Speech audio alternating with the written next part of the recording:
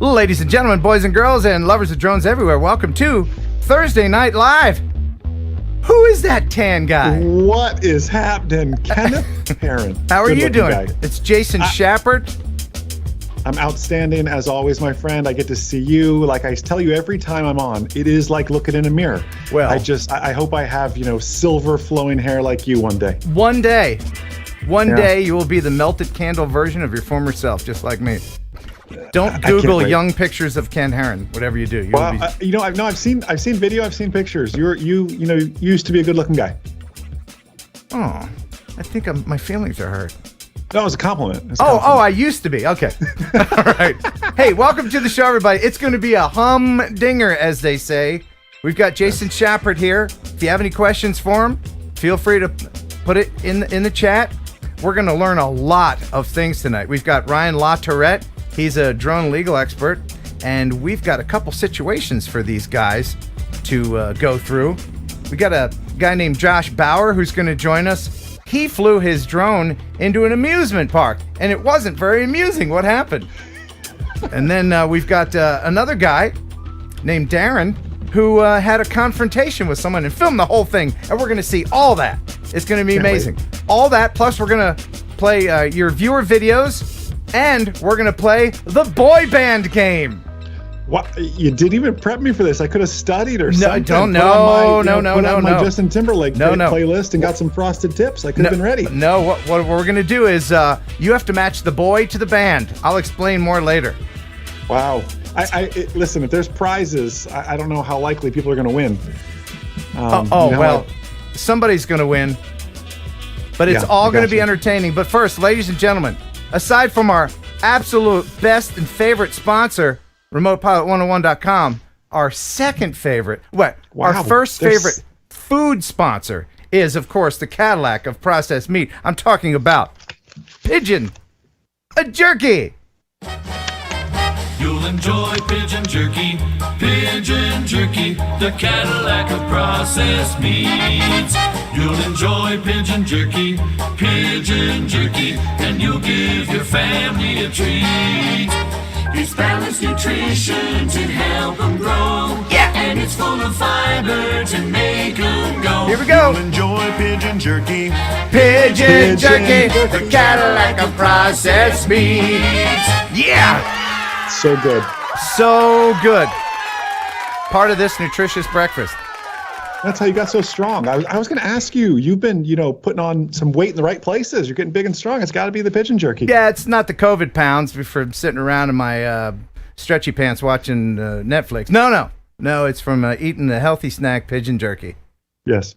And I see super chats coming in. We'll talk about that a little bit later. I might hear the train coming around the corner, and I thank everybody for their support. But first, before that, I know everybody is anxious to see what Beauchart has for us.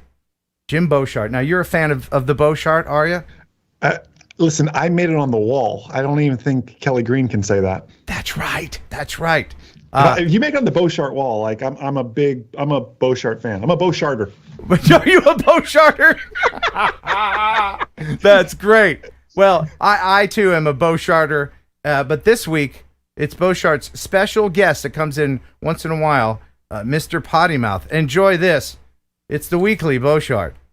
Hi, Ken. Mr. Pottyhead here, back again with another episode of the Weekly Beauchart. I'm telling you, last week, I wasn't feeling too well, and I've got some video to prove it. There's something stuck in my throat. I hope they can help me here. Go to the plumbing department. Oh, my God. Hey, sir, what can I do for you? I seem to have something stuck in my throat. I was wondering if you had a plunger that might help. Big or small? Well, I think it's going to be a little small, not as big as usual. All right, we do offer them down here. They're only $4.99. Does that help you at all? That might work. I hope so. If this doesn't work, do you have any Drano? Oh, it's a little bit away. It's an aisle 14. Aisle 14? Yes, sir. Okay, I think I can handle that. Okay, good. Thanks so much. All right. Okay, thanks for your help. Glad you're okay, Mr. Pottyhead. See you next week. Okay, bye-bye. Bye. Wow. That was easy. Well, I'm glad that got all cleared up. And now here's a quick one, because as usual, we are running out of time. What do you call a brown stain left in the toilet bowl? A residue. On that note, and bye. Oh my goodness. Jason. Wow. Jason, your thoughts on that? The setup. Now, Jim Beauchart's always gone above and beyond with his setup of everything and the production. Yeah. But go into the hardware store, and clearly those people they knew this was coming. Like, a lot of effort has been going into these videos lately, and for that, I give a golf clap. Yes, a golf clap for him. He has more costume changes than Cher. It's very concerning. I mean, How? If that's how people in Canada greet a guy that comes into a store with a potty costume, then I really need to visit sometime soon. Well, that's the thing. I wish he would have filmed the behind the scenes setup. Like, let me walk into the store. Hey guys, I'm going to come in. I'm going to have this toilet head on, and I'm going to film it. I need you to say these things. Like, I would love to see the making of. Maybe we'll get the DVD bonus, the director's cut or something. For the Heron birds. Awesome. Oh my goodness. I think I do hear the super chat train rounding the corner. This is so important to the show. Thank you everybody for hopping on the super chat train. I want to thank all of the Robs who always in the pre-show chat give till it hurts. Thank you so much. Let's see. Boreal Jeff with a Canadian $10. Ken, I love it. Thanks for another week, he said. And thank you, Jeff, for that. Media Mike, $20 from Media Mike. Thank you, Media Mike. Good evening, Ken and Jason. Just signed up for Remote Pilot 101 this afternoon on my way to Part 107. Thank you, Jason. Thank you, Ken, for the promo code. Yes, while we have just a brief moment, perhaps you can tell people why RemotePilot101.com. What is the benefit? People keep hearing about this 107 thing. You new drone pilots. Why do you need this? Sure. If you want to use a drone in furtherance of a business, meaning even if Ken's radio station calls up and says, "Hey, buddy, can you fly the drone over the radio station for a Facebook video? We're gonna post on our Facebook or our YouTube. We're not gonna pay you. Doesn't matter. You're still furthering someone else's business. You need to have your Part 107. More importantly than that, it just makes you a safe, real-world operator. It's our job as drone pilots to be the advocates, to be the mentors, to be a light out there, to educate people. And a big step towards all that is earning your Part 107. Code Heron18. It is our most used promo code. You all listen to that man over there and respect him, oddly enough. Awesome. Yeah, it just feels good to get the knowledge because there's so many little things that you wouldn't know about flying a drone that maybe you assume. I mean, everybody's got some sort of common sense, but man, you really need to get the knowledge, and it's changing all the time, isn't it? The FAA, there's sneaky buggers changing stuff all the time. We talk about it all the time. I was just actually, so again, Remote Pilot 101, we're always updating the material. I just filmed 10 new videos to add into the course, to update and just always changing with, you know how it is with dates and remote ID, and 4 categories of flight over people and everything else. We're always working to update our course to make it not only the largest, but it's fun to go on there and see the lessons because some of the newer updates, he looks like this, but then like some of the older videos that haven't changed in a while, it looks like he's not old enough to drive. I get that a lot. You know, it happens. Now, what do you think of the 5 o'clock shadow, though? Oh, I like it. You're sporting like a little Wolf Blitzer there. I like it. It's very, very chic. Thank you. All right. It. Well, thanks again, Media Mike, for the $20. And Artco Drone Solutions over there in Colorado. Thank you, Art, for the $5. He says, I used to work at a heavy petting zoo. Those furries are freaks. Oh, Art. He always has some sort of edgy thing. We got a new member. All right. Beer is good for you. That is their username. Thank you, Beer is good for you. That is a great username. And welcome. Good. Now you can see the stuff that we filmed before the show began, the behind the scenes. It's members only stuff. Can I give a teaser? Yeah. We talked about Ken gave relationship advice and shared why he is single. And it's not why you would think, but only the Heron birds will get to know. It's pretty revealing. I did maybe overshare a little bit. Yeah. Yeah. And Ken basically just got naked and shared. But yes, I bore my naked soul, let's say. That's what I meant. That's it. Yeah. Thank you. Thank you. Yeah, because we're going to lose members if they think it's the other way. Jay Young, $5. Thank you very much, Jay Young. Got the broken gimbal blues. Choo choo. Ouch. Sorry to hear that, Jay Young. Yeah. Keith, D&D Aero Views. Hey, buddy. We're going to hang out again soon. $5 from him. Think you'd fit right in Canada, Ken. Then I would be a Canadian.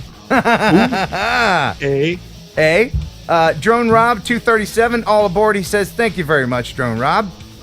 John Scott, $10. He says, hey, Ken and Jason, looking forward to a great show. It really is going to be a great show. We've got a lot of stuff for you to sink your teeth into. We're going to get professional advice from this guy and Ryan LaTourette. It's going to be one for the record books. WHM3, $20. My cat chased down a drone and brought it to me. The drone's owner accused me of theft. In my defense, I said it wasn't stolen, it was purchased. Bada bing! Oh, I like that. That's awesome. So good. Thank you, So WHM3. good. Justin Dreeling, $5. It's going to be a great show. Indeed it is. Get Yes. that popcorn bucket ready. Josh Hawk, $25 from Josh Hawk. I'm not sure I've seen him in the chat before, but thank you very much, Josh Hawk, $25. Best part of the week, he says. Wow. Now, people accuse me of ignoring, while the brightly colored super chats are happening, that I'm ignoring the regular chat. And I want to let you know that I don't. In fact, I go after the show and I read everything.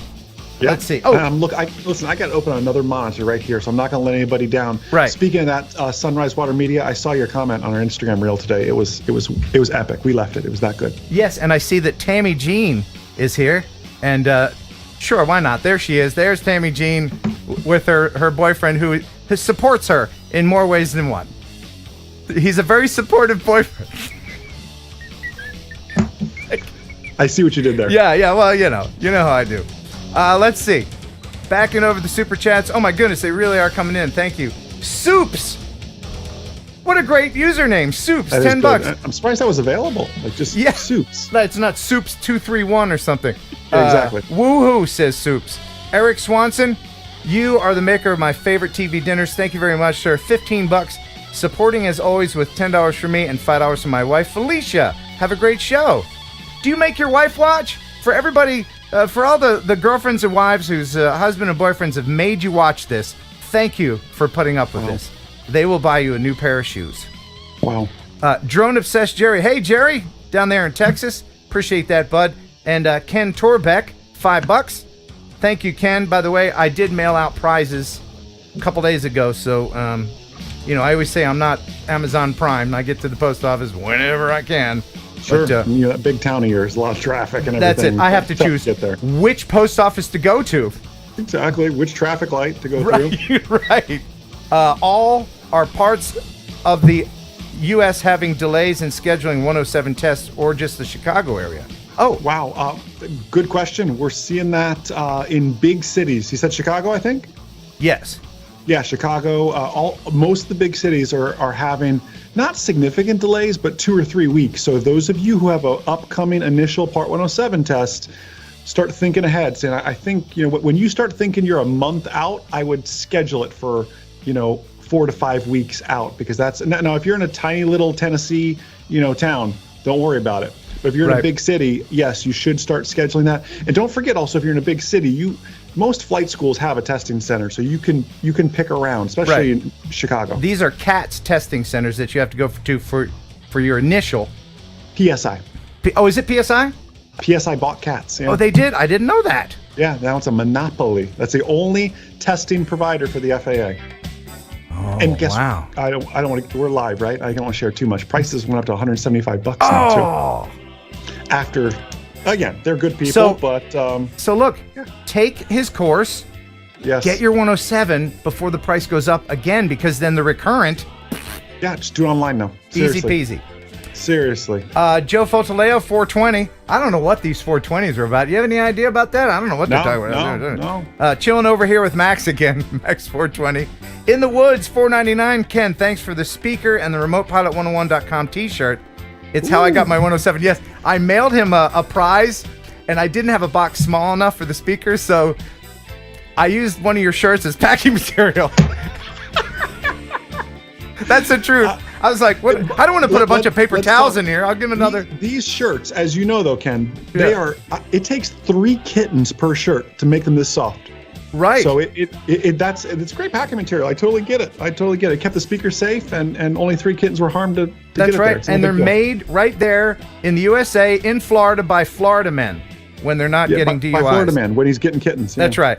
When they're not being arrested, they're making the shirts. Yes, exactly. Evolution Droneworks, $5. Thanks for the inspiration, Ken. Can you give my channel Evolution Droneworks a plug? No, we can't. We can't talk about Evolution Droneworks, the YouTube channel Evolution Droneworks. We can't. Absolutely, I don't plug channels Evolution Droneworks. Thanks, love you. Okay, he says. So okay, good. well, thanks. I mean, you do you, man. Max Air 420, who we just saw depicted here. That's him. There he is. And thank you very much. Smoking section, 18 plus only. Thank you very much, Max Air. That was in reference to the heron birds. Yes. Okay. All right. Again with the 420. I'm still confused. I don't know what all that means. Yeah, I don't know what that means. But Joseph Moylan Carter with a 5-pounder. Thank you for watching over there in Europe. I know it's an ungodly hour, but I appreciate you guys watching live.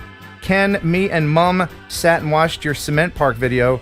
We was on the edge of our seats, and your bridges, you never learn. Yeah, that's true. I'm always breaking. Did you really say mum like M-U-M? Yeah, Mum. That's what they call them. Their mothers over there. Yeah, Mum. Oh, I know. It's great. Yeah, like if they have to yell for her upset. Oi, Mum! Ken's on! That's good. I guess that's how it goes. That's good. Johnny Caffeine, thank you very much for the $5. Good name. Evening Good name. all, excited to see Jason tonight, and we're rounding the corner. I do believe I see the caboose. Ken Dorbeck back with $2. Ken, I have already crashed my prize. I saw that. I'm so Poor sorry. Third FPV, $5. Hey Ken, it's T-Bird FPV, not third FPV, like you have called me in the past 2 weeks. Well, I have to get new bifocals. Thank you. Wow. T-Bird. Appreciate it. 50 plus. And Tim Raha.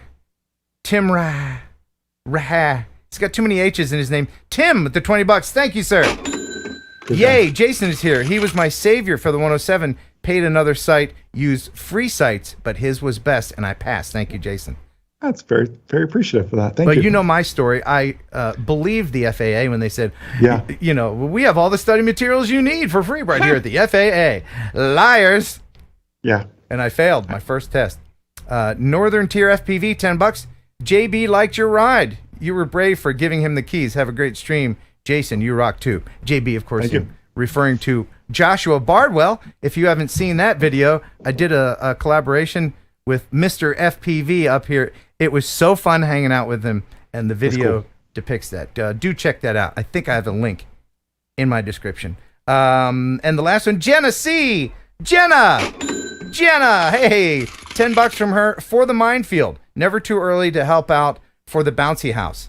Now, not going to have a bouncy house. That would be fun. Why not? No, but I am going to bring a 55-foot ladder fire engine, and I'm going to put the ladder all the way up, and you can fly your drone all around and through it. So that's going to be fun. And it's easy retrieval, too, if it gets stuck on the sculpture. Wow, good point. Yeah, and Levi Schaefer, $5. Keep up the good work. Also, when do I get my shirt? Does it mean the remote pilot shirt? We can get you one of those, and if you need one of my shirts, you can email me here, kenheronupload@gmail.com. Now, one more thing before I go. Johnny Caffeine, I always forget his sound effects, and I know he's expecting it. Yes. There he goes, Johnny Caffeine. Awesome.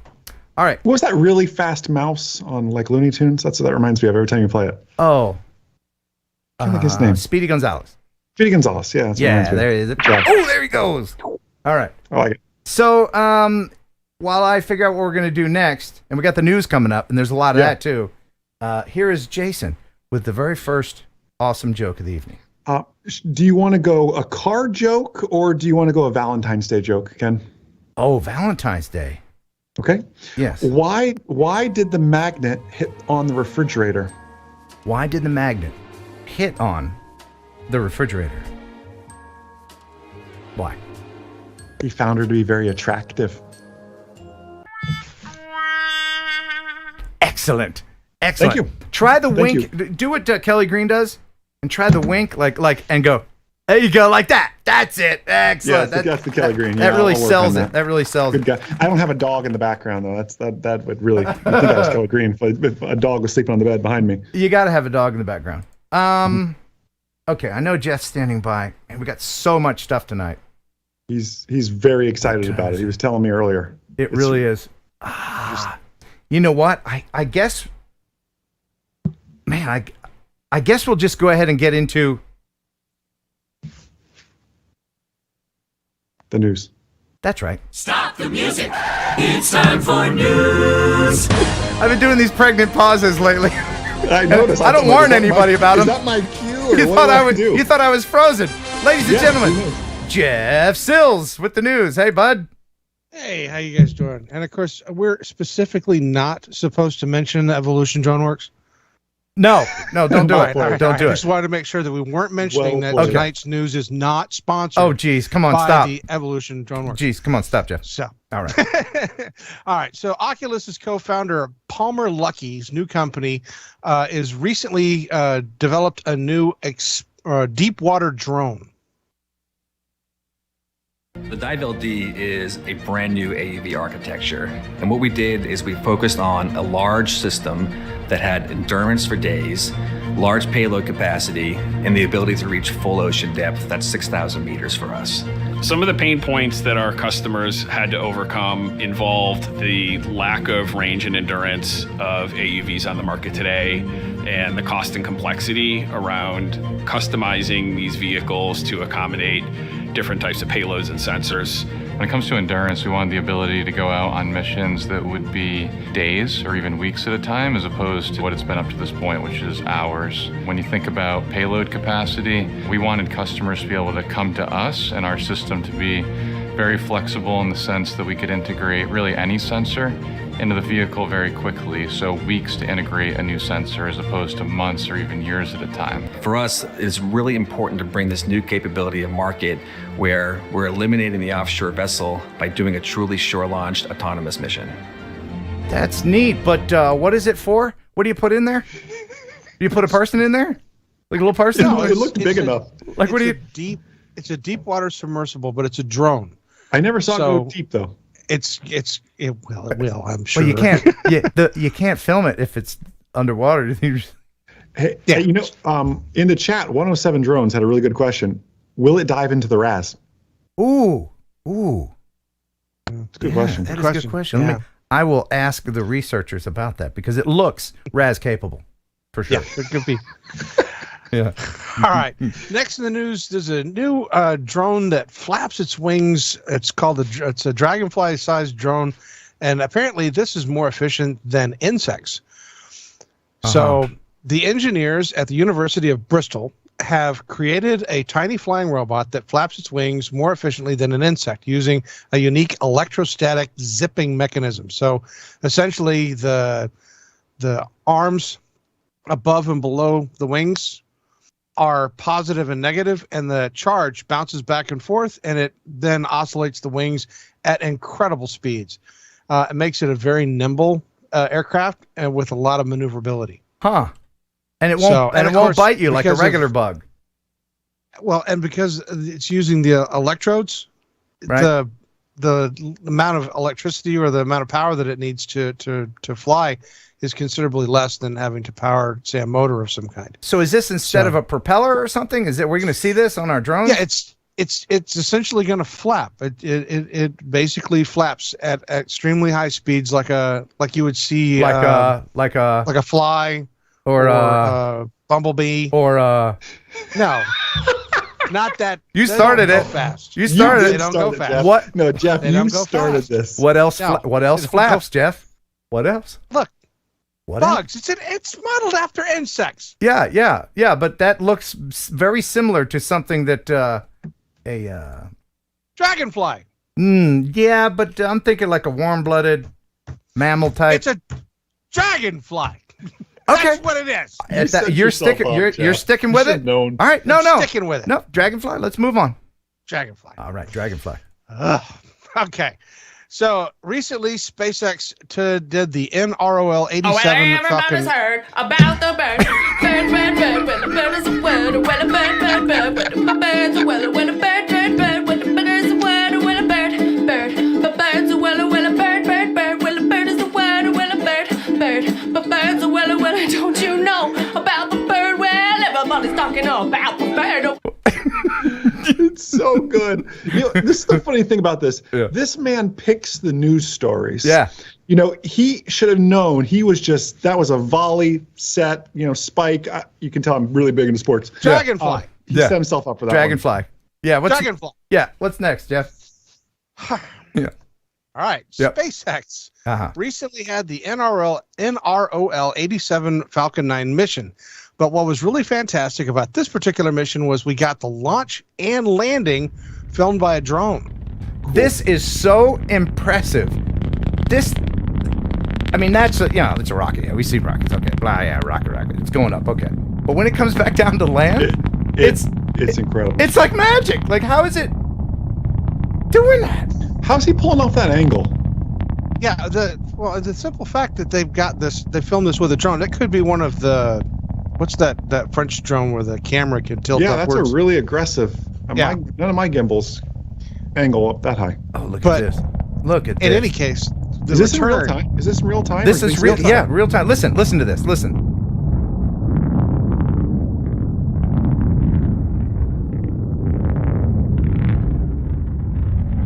I tell you, wow. Of all the things that they do over there at Tesla, I mean, that's the most impressive. That's the most impressive thing. And this number of successful flights that they've had, you would sit there and think that it would get boring watching these, but I still tune in on every single one because I just love watching these things fly. It's amazing. Yeah. All right. So speaking about Tesla, recently a drone operator got a little bit too close while trying to film the Tesla Cybertruck at the Fremont test track in California. Oh. Now, normally they will fly the drones and they will film this truck while it's being tested at a height. They're usually way up in the air and they keep out of the general, vicinity of where they're working on the truck. This guy, on the other hand, thought it would be a fabulous idea if we just got a little closer. Is that so this isn't a sanctioned flight. This is just some knucklehead that said, this is some knucklehead. Yeah. Okay. Oh, this is not Tesla, like a Tesla engineer doing this. No, this is just some Tesla fan. Yeah, this is essentially somebody who decided that they wanted to get closer to the Cybertruck. Because everybody's been following the evolution of the truck. It keeps changing. It's not getting prettier. I'm sorry. Well, no, it's dirty, but its size. Yeah. And they've been recording like the performance and stuff because they've done some speed tests of the truck, etc.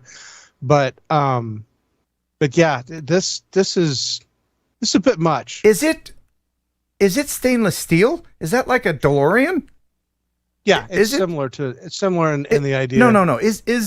Are the body panels stainless steel? I don't know. Are they going to be? From what I understand, I think it is. I'd have to go back and look, but it's definitely going to be similar to the design or the style of the DeLorean. I don't know if I like the angles. No. What do you think? They're aggressive. There's something. I don't. On a truck, those angles I'm a big aren't. Tesla fan, but not this. Yeah, the Tesla is awesome. The whole company, but the angles like that on a truck that high, like on a Countach, the angles are just beautiful. Yeah. But this, I don't know. That was cool back then. Well, and that's the thing. It's still in development. They're still working on it. It's obviously changed considerably since its original inception. I would imagine it's going to change more. So, but next time that you decide to film it, you might not want to get this close. But none of those guys seem concerned. No one's like waving it off or even acknowledged it yet, I feel like. Yeah, no, I would imagine that they've already called security. But you know what? As much technology as they have, you think they have a little... Oh, she's pulling out her phone now. That's the first person who's acknowledged it. Yeah. Now they're out of there. You think they have some sort of gizmo that would keep drones from being able to fly there. Yeah. Yeah.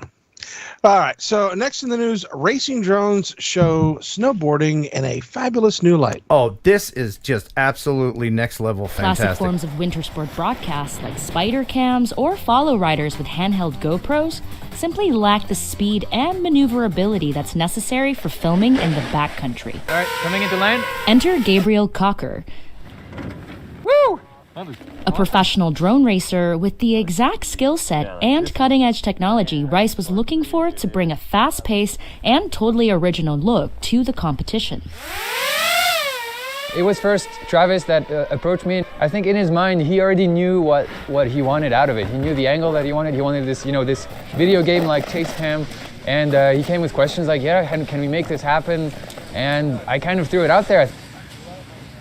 You can't just buy a drone to do this. Like, I'm gonna have to spend some serious time building this. And by the time it was go time, I had a system together and it all worked out. The speed and airborne nature of the custom drones provide a solution that can keep up with the action while also leaving the snow untouched by anyone but the competitors themselves. And I can't believe the drone drivers aren't hitting the trees. What I find incredible about this is that it requires an athlete performance to capture the athlete's performance. A veteran in the world of drone racing, for the past 6 or 7 years. So it's really, I see this as a culmination of all my experience and all the things I've ever done. To be able to do this, it is really, really hard. When they run an easier line and they're just going smooth, like I'm trying to tap in my, cinematography background and just trying to get some smooth angles, nothing too harsh. And as soon as sometimes they just gun it through the trees and they're okay, we're going drone racing now, and I just basically need to throw the drones into some turns just to catch up with them. That is amazing. And in the beginning, maybe some of you didn't see it, but to hand catch an octoquad and launches, and launch, but to hand catch a quad that somebody else is piloting, that's a lot of skill and a lot of trust. Both. Yeah. That's fascinating. I'd like to think I'd be able to do that, but I could do I don't it know if you have friends that close, Ken. No, not the hand catch, but just the chasing. I was about to say, All right, so Super Bowl 56 is set to take place on Sunday, February the 13th at the SoFi Stadium in Inglewood, California. The FAA has established its temporary flight restrictions that are going to be around the facility. But one of the things they're letting people know is that anyone caught flying a drone within that TFR, a 30 nautical mile radius covering greater Los Angeles, is going to face drone confiscation, a minimum of a $30,000 fine, and potential prison time. Yeah, but you know what? There's going to be people doing it. There's still going to be people doing it. By the way, I changed the music on that. They had some music I couldn't play. Yeah. Right, Jason? I mean, there's still, no matter what kind of TFRs or whatever, there's always going to be some. There's always somebody that's going to break the rules, and that's the reason the FAA has to spend our tax dollars on making these little commercials to post on their own YouTube channel. Yeah. Well, I'm imagining that because of the football incursions that we had last summer, that they will be actively. I mean, Jeff, I remember I was on it was many shows ago. I was co-host with Ken and you, and one of them was during spring training. I think it was a DJI Mavic, just landed right in the middle of the field, and the player walked up to it, and it's just become exponential since then. Like, what about the Bengals? The Bengals game where that dude's just flying over the NFL game? I saw that. Do we know anything more about that, Jeff? About what happened with that? I have not seen any follow-up in the news as to what happened with him or whether or not they actually caught the guy. But it goes to show in what they're doing with the Super Bowl that they've raised the bar. They're going to make an example out of someone because someone will do it. Someone will. A TFR of 30 nautical miles. I mean, that's can't big. Fly a drone within 30 miles of the of the football stadium. That's big. Yeah. So anyway, those of you in California, don't fly your drone on Sunday. No. All right, so the Jetson One eVTOL, we've gotten a chance to show this thing off a couple of times. The developer shared some new footage of the Jetson One aerial vehicle, which is actually going to be available for purchase. This particular drone is, I think, looking it up, it was $90,000. Okay. Yeah, $92,000, requires a $22,000 deposit. And they are going to sell it by folding the drone up. You can fit the Jetson One in a van or a pickup or a trailer. And it even has like tiny wheels that can't be seen in the video, which allow it to be rolled around. What are going to be the FAA rules for this? Is this going to be like it's an ultralight. Right. So is it going to be the same?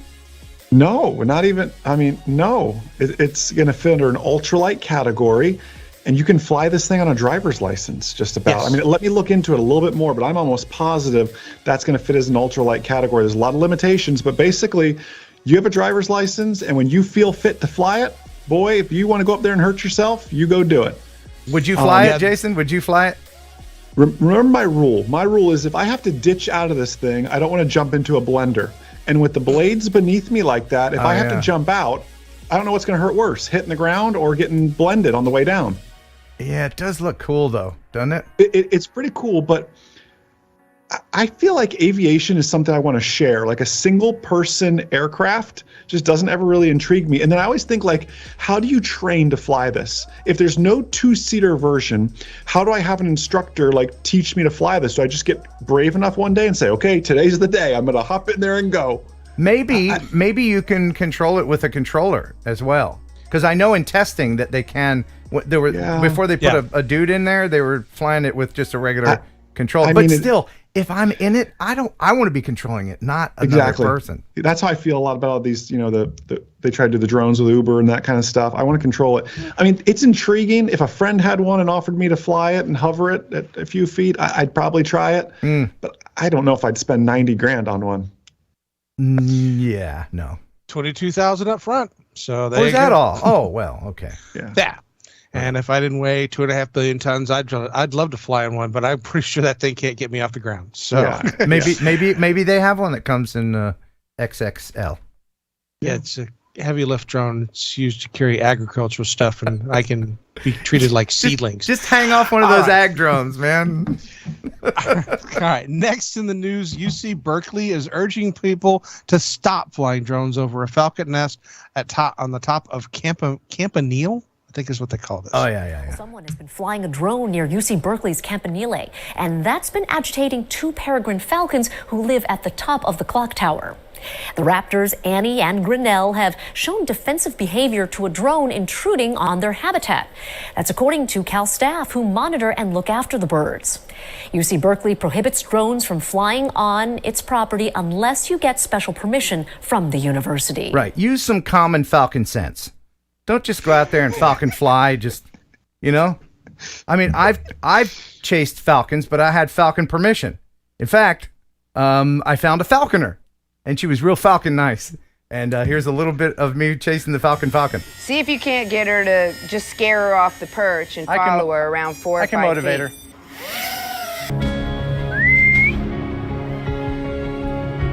Come on, Maggie! Come on, Maggie! She changes direction so fast. That's the thing, yeah. This is so good. I got you, Maggie. I'm gonna get you. Come on, Maggie! Oh, I'll get you. Don't think you can hide from me in the trees. Oh, maybe you can.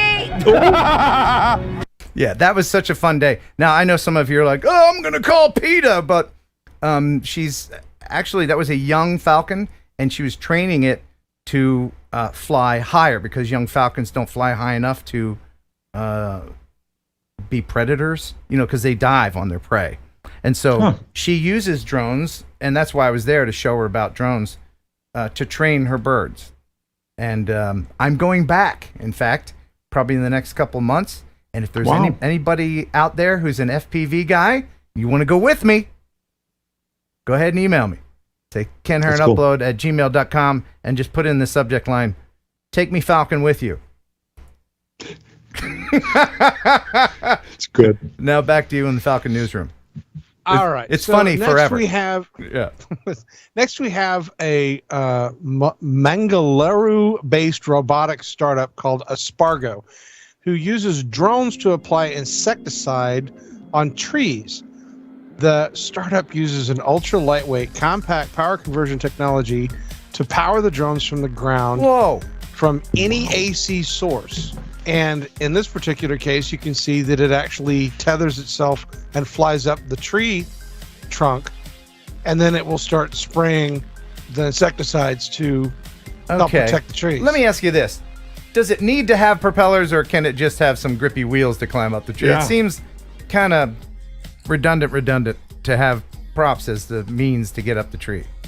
Well, I mean, obviously, if you have the wheels or anything like that, you can damage the trees. And if it can just glide along the tree itself, plus it's tethered, so it can fly or stay up as long as they can provide power to it.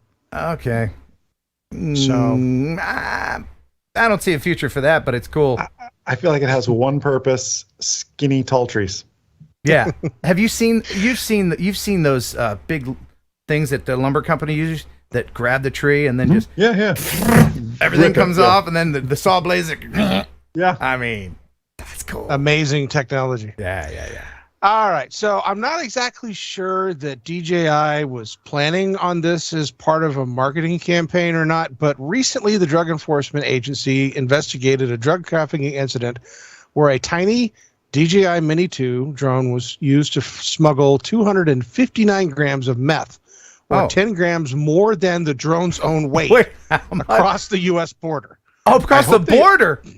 I hope they registered it if it's over 250 grams. Yeah, that registration is going to slow down the drug cartel. They're going to be like, hold on. Now I know we strapped a bunch of meth to it. Do you have your FAA? Let me go to Drone Zone first. Business? I just want to know, is that further into business? That's right. They're going to need their 107 in order to transport that. And they're going beyond visual line of sight. Yeah, exactly. But I hope they didn't take our course. The story gets a little bit better because according to the affidavit, the Border Patrol agents assigned to the Tecate border received a radio dispatch around 8:40 a.m. that the drone had been spotted flying over the 25-foot high Mexico international boundary fence. The agents went to investigate, and they saw the drone hovering over a nearby parking lot before ascending to the ground in the open lot. Within moments, a gray Mercedes with California plates entered the newly empty parking lot, pulled up right next to the drone, and the agents intervened as the person tried to pick up the drone, only to discover the attached bundle, whose contents was later tested positive for methamphetamine. The simple fact that this thing carried its own weight across the border is impressive. Is rather impressive. It's a testament to DJI technology. I mean, they should use this in their marketing campaign. I think it would be a fantastic marketing play. Yes, if you need to get your meth into the United States and you want to do it, this one will carry its own weight in gold. Wow. Yeah, don't be surprised. Of course, we're transporting all kinds of crap into prisons anything, and you need to get over a fence. I mean, of course, the drug cartels are using this. I'm sure they've got old Inspire 1s just loaded down with stuff, going back and forth, and we just don't hear about them. Yeah. But to use a Mini, that couldn't be cartel. That's got to be like a cartel on a budget. Cartel on a budget. Yeah, they're like, well, we don't want to spring for an Inspire. No. But I got this Mini. I mean, you'd only need a little bit of meth. Right. I'm thinking that they chose the Mini because it's got a small footprint. Yeah. Right. So the smaller the footprint, the less likely it can be noticed or seen. And in this case, it got noticed and seen. So, all right. Wow. So last in the news, Queensland and ACT, another big name chain, has decided to take to the skies to deliver KFC to people at their homes. Oh, I love this. Okay. Is Kentucky a flying chicken? And an Australian first. KFC will now use a drone to deliver nuggets, chips and zinger burgers to Queenslanders. The program, which starts today, will only be available for a few select suburbs, including Logan Central and Woodridge. The 21-piece bucket's a bit too heavy, apparently. That's genius. Wow. Well, wow. Kentucky. Flying drones, mate. Yeah. Everything sounds so much better with an Australian accent, doesn't it? Like, whoa, that story wasn't really interesting until now it is. What do you say? Jolly Burgers or whatever they're calling them? They always have funny names for Zingers and things we don't have. Diddly foozits, right. You know, what does that do to the food temperature when it arrives? Right. You know, you're getting cold zingers and dingers. And, yeah. Your zingers are going to be not even room temperature. Yeah. No one wants a cold zinger. Amazon's got all those winged drones that they're desperate to use, and actually, of course, they're just kind of, you know. By the way, thank you. This just in from my producer that doesn't exist. People been asking, you know, what happened to the Amazon delivery drones, and according to my producer that doesn't exist, they stopped the program because Jeff Bezos couldn't figure out how to make a penis-shaped delivery drone. So there you go. That's a fact. I mean, he did it with the rocket. Clearly, he has penis rocket technology. But apparently that's too far gone for any delivery drones. Jeff, your thoughts? That was not my story. Okay. Anyway. I didn't do that. Thank you, Jeff, very much for being on. Appreciate it. Love you, mean it. All right, we'll see you later. Stopping by. Now get out. Bye, Jeff. How about that guy? He's a good-looking guy. He really is. He's been doing beard stuff, like going to a special place to get his beard specially done. Yeah. It really shows. It's really, yeah. And now, here is Jason Shepard with another joke. Well, before I tell the joke, too, everyone keeps wondering what this thing is behind me. Do you want to explain really quick what that is behind me? Because I have nothing to do with this. Everyone's like, is that a woman? And what is that? That is a Jason Shepard mini-me. It's actually life size, isn't it? It's about 4 inches too short, but yeah, they only went up to 6 feet. Yeah. Oh, yeah. Okay. Well, I couldn't order one over 6 feet, but that's a cardboard cutout.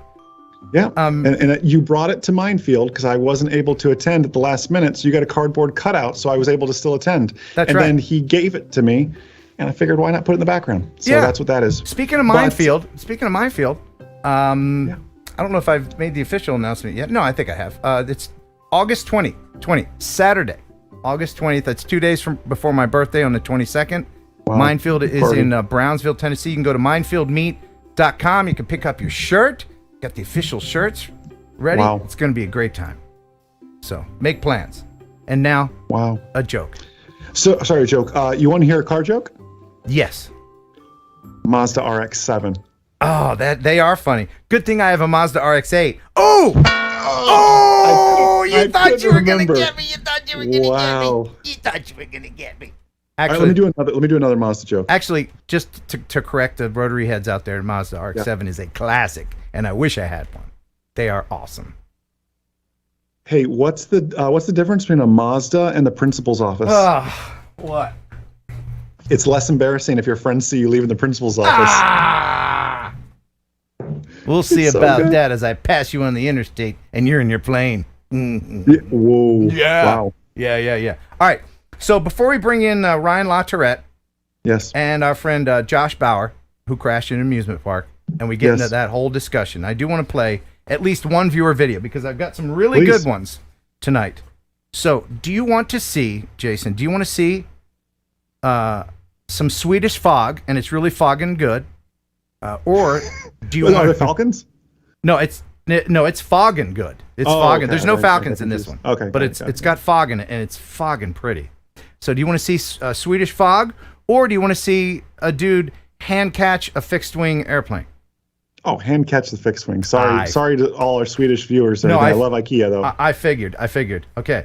So this is from Gary. He says, "Hey Ken, I notice you like to retrieve your drone by hand on occasion. Thought you may like to know how it's done with a fixed wing aircraft with no altitude hold or position hold. The aircraft here has a flying weight of 1.1 kilograms and a wingspan of 1.4 meters. Enjoy the catching, Ken. P.S. We are constantly told by experts how dangerous these aircraft are. I'm wondering if I would be doing this if it were really dangerous. Regards, Gary." So, here you go. Hand catch by Gary.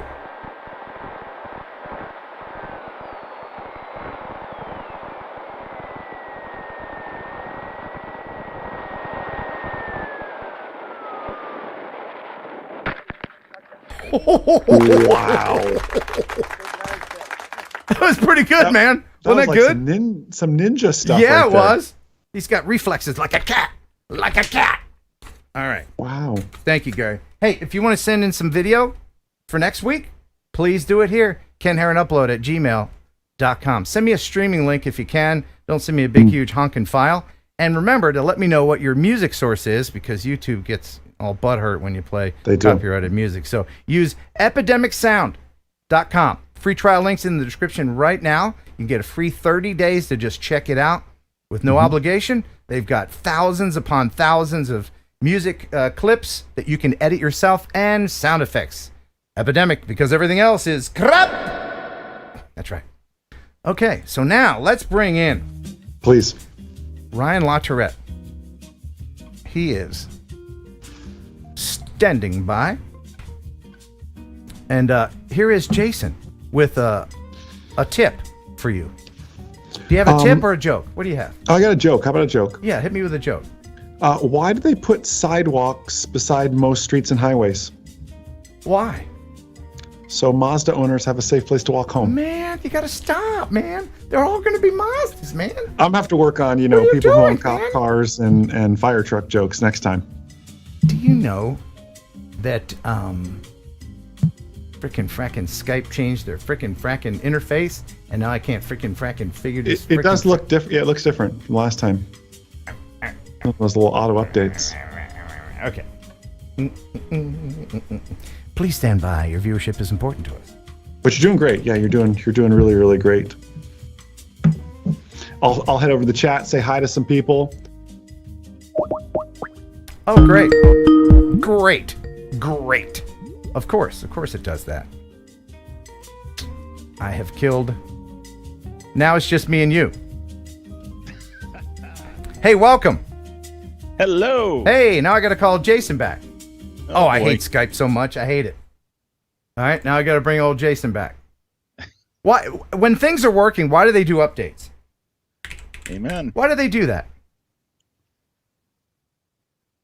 No answer? Okay.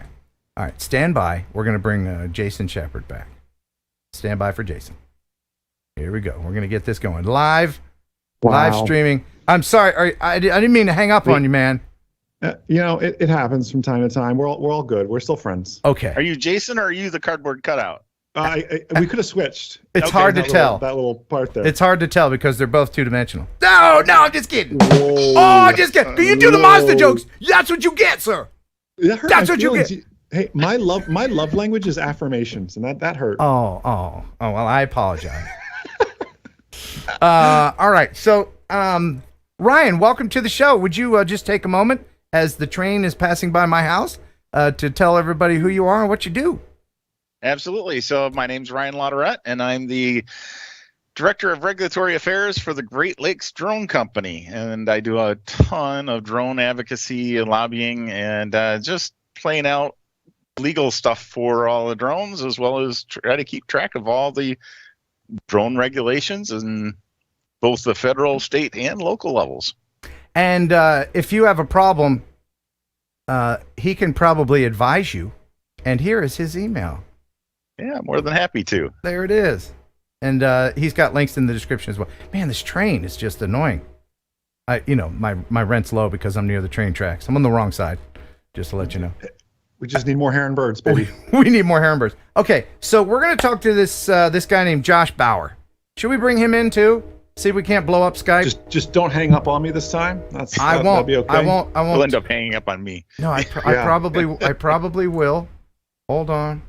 While you work on that, I'll share. Oh my God! You guys may remember last time Ryan and I were on together. It was fighting. Was it Brook Park, right? Ohio. Right, Ohio. And I think I haven't heard much, Ryan. I think they kind of stepped down a little bit on there. They backed away. They backed away on what they were trying to do and everything else. So again, we have to really, stand up for our airspace, for our rights, for everything in this drone community, but do it to truly educate. I think that's where things go quite far, is doing it from a place of education rather than a pointing a finger and everything else. And Ryan, you do a great job at that. And I'm sure all the drone flyers Isn't it interesting? We always want to get out of school, but here we are. We have to be the teachers, right? Ooh, wow. Well said. Yeah. Uh-oh. Well said. All right. Hey, Josh, you there, bud? Hi, can you hear me? Hey, there's two of Josh. Hey, welcome. Well, there are two Joshes. There's one too many, so now I got to fix that. Hang on, stand by. Nope, that's wrong. You're doing great, Ken. No, I'm not doing great. No, this totally sucks. I hate Wirecast. I hate Wirecast so much. Hang on, Josh, buddy. We're gonna make this happen. You see, But Josh, you look great. You do. You look great. Now you are where in the world? Where are you, Josh? New York State. New York State. And while I figure this out, why don't you tell people why you're on here with us? What exactly happened to you? Yeah, so I just got my first drone last July. It's a DJI Mini 2. I was flying it over a water park. I was orbiting a little playground at a low altitude, and I underestimated the distance between my drone and the tree line and crashed the drone into the tree. And the water park that I was flying over basically said that because of their no drone policy that I couldn't get it back and that it belonged to the water park. And so I filed a lawsuit against the water park, and I eventually lost that basically because of the fact that the negligence on my part is what caused the damages. So okay, so and the assumption of risk. Do you think that if your drone was worth a lot more that you would be able to recover something, or it would have been their damages would have equaled the amount of your drone no matter what you did? No matter what you were flying. According to the rules or the laws that was cited by the judge, it seems like it would apply no matter what the amount would have been. Okay. Well, are you prepared to hear some good advice and some hard truths? Absolutely. Yeah. Okay, because you are willing to admit that you were somewhat at fault. Yeah. But they kind of did you wrong. Now you were able to send me some video of this. This is a Roseland Water Park. Is this a park that you frequent from time to time, or is this near your house, or? This is near the college I'm at. Oh, I see. So it is in my town. Okay. So where were you standing when you were flying this? You were on the other side of the lake there? Yeah, I was in the parking lot of Arby's. Okay. So I was off their property. So was there a fence between you and the park? No, there wasn't. Okay. Would you have to have swam across to retrieve your drone? No. After it crashed, I went over to the water park where there was an employee there, and I just went straight in and talked to him. So okay. Did you see any no trespassing signs or anything? No, there was no trespassing signs. But there's like two sections of the water park. There's a wake park, and then there's a water park. The water park was closed, so that part of it there was a fence for. But the wake park, which is where the employee was, that wasn't closed. Okay. Did you crash behind a fence? Yes. You did. Okay. So initially when this happened, you thought, oh no, and then but you thought you could just go over there and talk to someone and get your drone back, right? Mm-hmm. Ryan, and we're about to see the crash here. Ryan, Jason, you want to chime in here on any of this? I'll let Ryan take it first. Well, first, Josh, I know you had posted this, and I actually had commented for you in one of the forums. I think the first and foremost thing that you did was the right thing, right? Is that you did not go onto the property, right? Which would have actually been trespassing. So the moment you would have done that, cross the fence line and try to go get that drone, now you're talking real criminal charges. And that right. You always want to avoid that. So you did the right thing by trying to go to somebody and saying, hey, I had this mistake. I'd like to get my drone back. Can I go onto the property and get it? Or can you do that for me? And so that is absolutely the right thing to do. Now, the challenge is, right, they didn't want to do that for you. And they have that right. They can choose that. And I basically will equate it this way, right? If somebody is flying a drone, or maybe they are throwing something over my fence line into my backyard and it lands in a tree in my backyard, I'm probably going to say, you know what? I don't want you back in there. I don't want you climbing that tree because the moment that you fall, that's on me. Yeah. That's my liability. That's my homeowner's insurance. I'm going to end up paying for that big time. Right. Even people that burgle a house, if they injure themselves during the course of that burglary, can sue the homeowner, which is crazy. Crazy. Yeah. But so, there is that cost, right? So you could negotiate to say, hey, I'm willing to pay X amount of dollars for you to go get that. That I understand that's your liability. You might have to get on a ladder. You might be risking your life. You may be risking, that ladder falls onto the pool and scratches the line or what have you. So there is that you can kind of grease the wheels and say, I understand. I'm going to help you if you help me, and try to make it a win-win situation. In your case, they didn't want to do that, right? So the person you dealt with at the park, were they personable, or was it the corporate that made the decision? That was the manager of the water park that made the initial decision, and a couple of days later, the owner spoke to the manager, and they supposedly changed their mind at that point and said that if they found it, they would return it. But by that point, it had there had been a couple of pretty large rainstorms, and they said they couldn't find it at that point. So, I mean, it's not still in the tree, is it? I don't think so. I mean, I wouldn't have a way to know for sure, but get a ticket to the park and go to that water thing and look.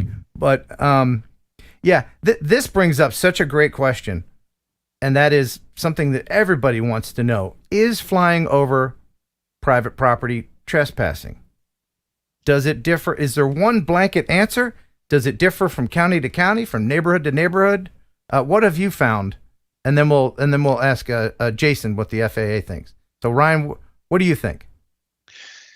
Well, yeah. So the answer is maybe. Okay. It's a very gray area. So the FAA says that they control the airspace, right? And they claim from the first blade of grass on up to infinity, right? That has not been tested in a court of law. The closest that we actually got was back in a case, Hogwarts, where, and you may recall this guy, he actually got beaten up by a girl for flying a drone at a beach, right? And the whole drone community was upset that happened. Well, this guy had gone off later and put a 9mm pistol on his drone and shot that. He put a flamethrower on his drone and roasted a turkey in his backyard with that. And the question came up that the FAA was chasing after him to say, you cannot put a weaponized item on your drone. And they went after him. And they went after him in a federal court. And the federal judge made a very curious question in that. He said, I'm looking at the FAA's idea that they, own from that they not own, but control from the first blade of grass on up to the sky. And he said, that contestant is not really within my scope here. But if I were to have to answer that question, I don't know that I would agree with the FAA. So he put in that big question mark as to, hey, where does that control begin? And if we go to Cosby, right, the Cosby case in the 1940s, a chicken farmer, I think everybody knows about this the 85 feet or whatever. 83 feet. There is that idea that at some level, a homeowner owns at least a certain amount of property above their house or above their land, as long as it's within their ability to have enjoyable space, right? So does that mean below the treetops? Probably. Does it mean, 10 feet above the roof? Don't know. There's a point. There's a point where it becomes invasive, like creepy. Everybody has, every layman who doesn't know about drones has an idea of how low a drone has to be able to film their face or whatever. I mean, there are drones like Mavic 3 that we can zoom in and see Luann's 12-piece bikini, but for the most part, I would say the lion's share of drone owners aren't spying and being creepers. But there are. It's just the few bad ones that you hear about, right. that make it in the press. There's like this one on the beach and everything else. And I'm with you, Ryan, and you're exactly right. It's yes, from the first blade of grass on up to Elon Musk controls much above 80,000 feet. I feel like anyways after that. But Josh, first off, kudos to you for having the humility to come on here and do this. And I'll share with you a good example. One of the reasons I personally believe Ken is so successful is not because of his singing and bad jokes and everything else. It's because he's willing to share his crashes with everybody and say, I'm a human, I screw up too. So kudos to you for being willing to do this. And just realize, what everyone's sharing with you and in the chat, everyone's just speaking from a place of love because we want you to continue to get better and better at what you're doing. Did you break any rules or regulations? I couldn't tell if you had the drone within visual line of sight the entire time being across the lake. It's very possible you did. I wasn't there and haven't been to Canandaigua to go recreate that or anything else. I also feel the water park could have been a little bit better to you. And you didn't get into this, Josh. Maybe you can explain more on it. But I read all the police reports and the court case and everything else, sharing how the police officer went there, and all of a sudden they couldn't find the drone, and now this drone's magically missing. Where did it go? Yes, you said you had storms, but did somebody get up there and take it down? And where is it today? That's the other question that I would have with all of that. And I realize, and you say you lost the case. Ryan, you would know win versus lose better. I read it as, listen, the judge said the damage that was caused to the water park versus the damage that was caused to your drone, it kind of just washes even everything else, and we're just walking away from this thing. No one's paying anybody anything. It's kind of how I read it. I'm not an attorney, Ryan. I mean, did he truly lose? I don't know. I read it as they just kind of washed the slate clean. Yeah, I do think it was a wash, and I actually think you got railed by an attorney, right?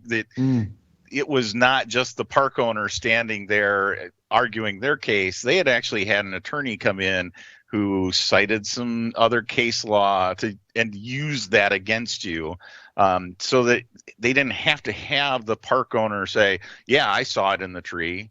Yeah, this is what happened to it. I think the other challenge here, it magically disappears.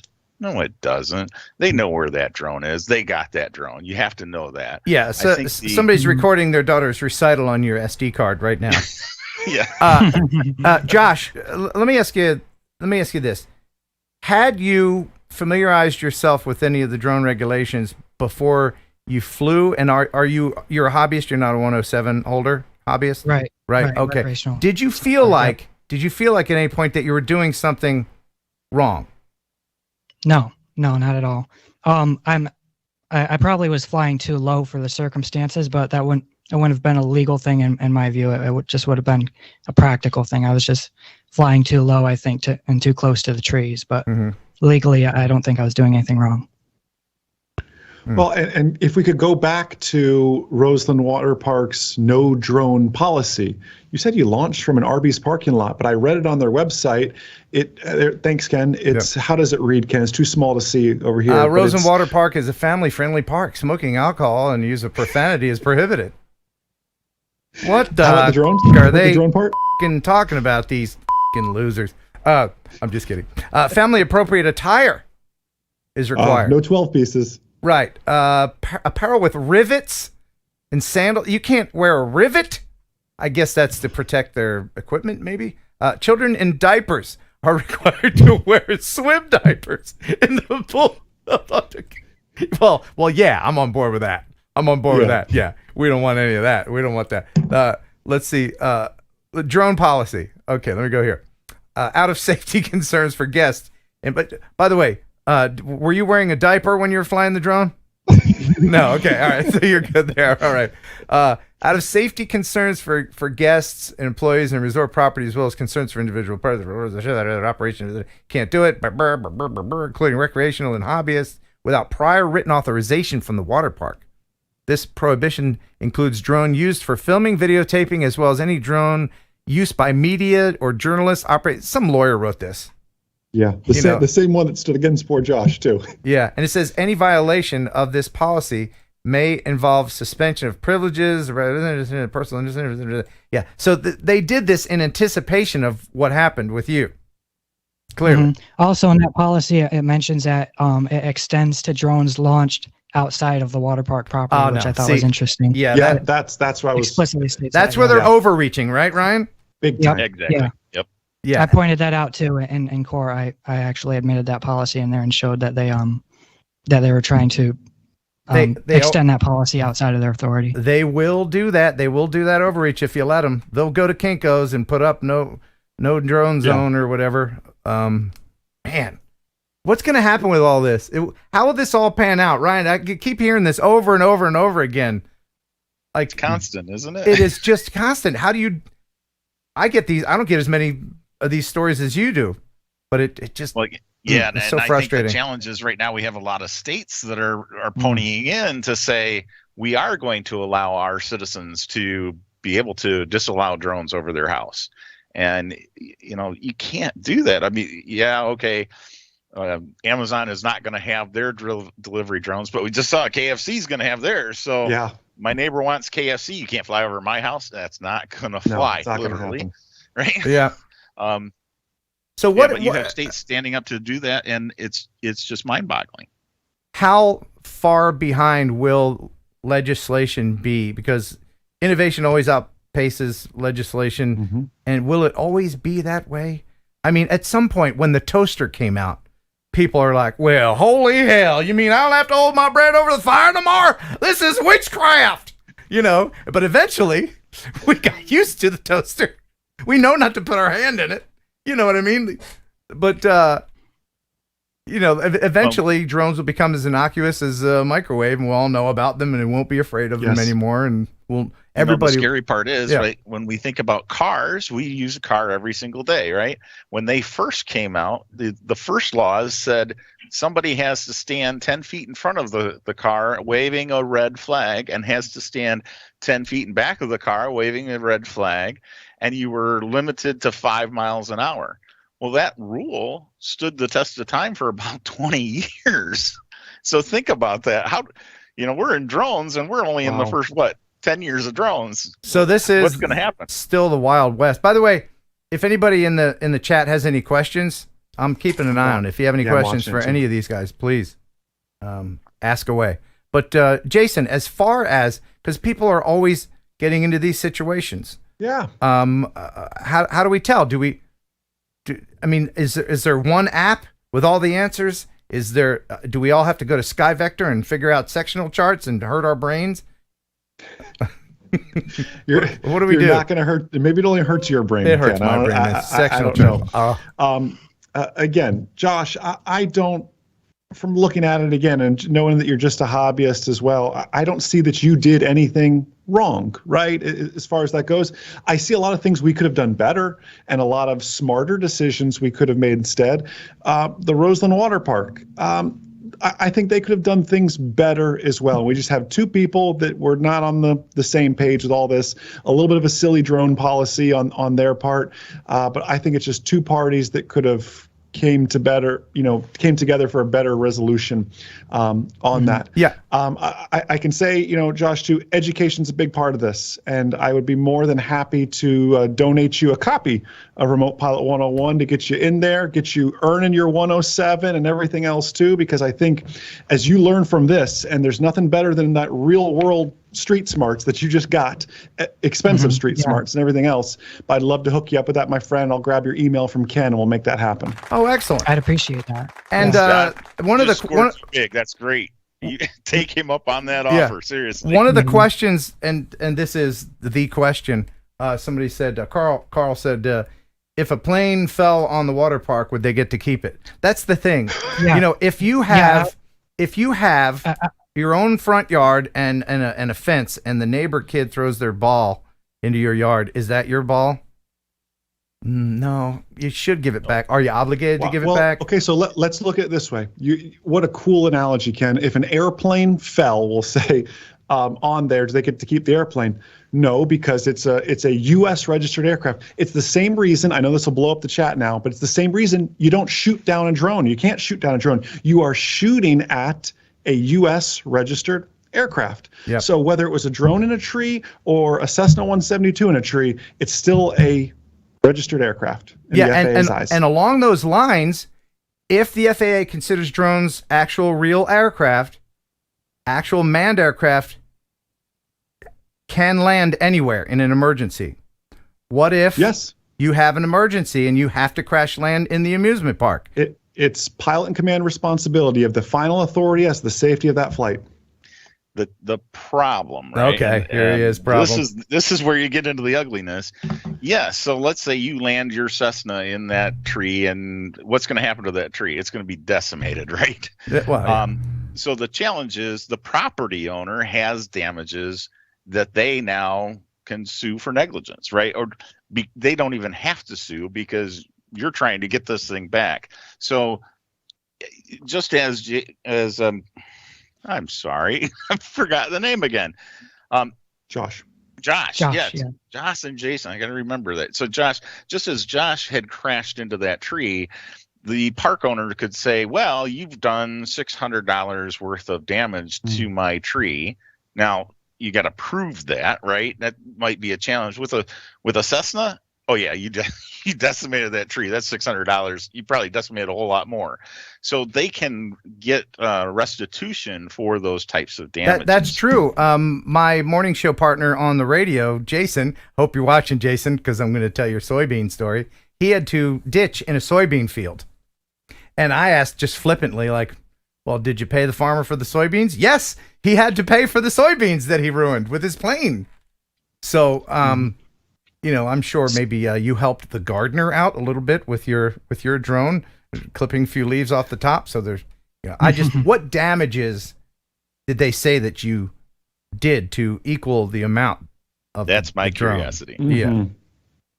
In my case? Yes. What did they say? No, they didn't claim any damages. What the decision was based off of is that it doesn't count as a conversion on their part if it's just a refusal to deliver, if the goods have been lost through negligence, and that's coming from Link Partners Incorporated versus Senderoics or something. And that was one half of the decision, but the first half was to say that if there were damages, that they would offset, and so that's the curiosity.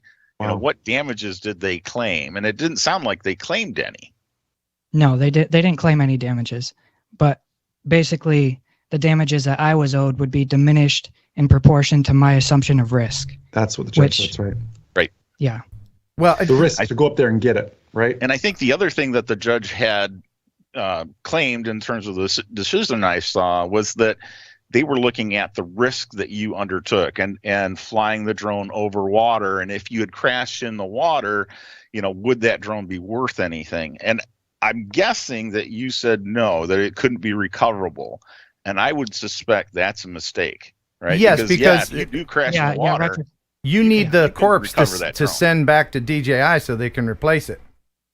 Wow. Right. You know, so there is value in a drone that's even been, you know, 6 foot under. Right. Wow. It's just, I just don't like all this. I just don't like it. I do wonder how that other scenario would apply, like with a helicopter instead of an airplane, if it had an engine failure and made a landing without doing any damages to the tree, per se, if they would be able to just keep the helicopter, even if there were no damages to the property. Yeah, that's a good point. I mean, you have a gyrocopter, which is, you know, one man thing, and it could easily land on a lawn and not do damages. I think your park might have said, oh, well, the grass got smushed, you know. Well, okay, that's great, but account that for a dollar amount, right? Yeah, Josh, do you have another drone, or are you out now? I'm out for now. I'll probably get another one at some point. Have you been put off on drones by this experience, or are you still? Oh no, definitely not. Definitely okay, not. because I see some super chats coming in. A couple people are donating a couple super chats to help your drone fund, and I'll get that to you. Awesome. Thank you, 107 Drones, and Jill Simmons, and a few others. So what kind of drone was it? It was a Mini 2. Yeah. So you're gonna get another Mini 2? Have the remote and everything, so. Oh yeah, that's the worst, isn't it? Going home with just the remote. That's terrible. Right. Been there. Yeah. Oh man, that's awful. But at least you captured the footage for us to see on Yeah, your- yeah. I do wish I had a body cam for the interaction. That's the only thing that I think going forward, I'll definitely have that. That would have been interesting to keep as well. Well, you're a fine young man. Is it okay if I tell people your age? Yeah. Okay. He's 18. I know he looks younger, and I had to ask him how old he was because I was like, you're going to be on a stream with a bunch of dudes, and you're going to have to ask your mom if you're not over 18. But he is 18, and he's a fine young man, and I'm happy to say that even though you don't have a drone right now, you're still part of the drone community, and I thank you for sharing your story. Yeah, thanks for having me on. Hey, let's have one big lesson out of this too, right? Yeah. And it's something we haven't yet talked about, and that is you can buy insurance. And that would have solved your problem entirely, right? So if you had gone to State Farm is one that they have a personal articles of protection policy, $60 a year. You crash that drone, you sink it in Lake Michigan, it flies away from you forever. You just go and, hey, I lost my drone. Boom, they write you a check for a brand new one. And so that's I'm something wondering, to really consider. It is, and I'm also wondering if a Verifly has anybody. Now I use the Verifly app, but it's just liability. Has anybody ever used Verifly and had to make a claim or be protected? Because it's not personal property protection, but it is liability. I used it Well, they do have haul protection now that you can get as well. Yeah. Okay. But I have not heard of a claim yet. Oh my goodness! Oh my goodness! We got Dyna Drone with $20. Thank you very much. Here, this will get you going. And Mike Roche Media out of Syracuse.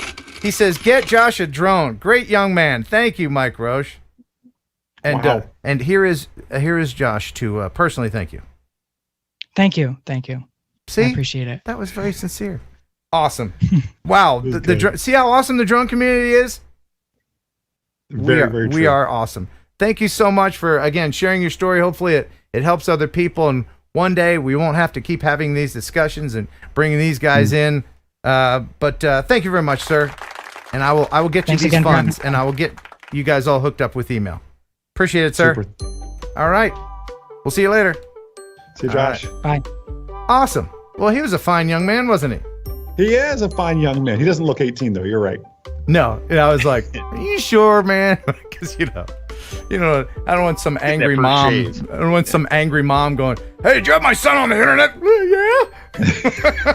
Yeah. Been there before.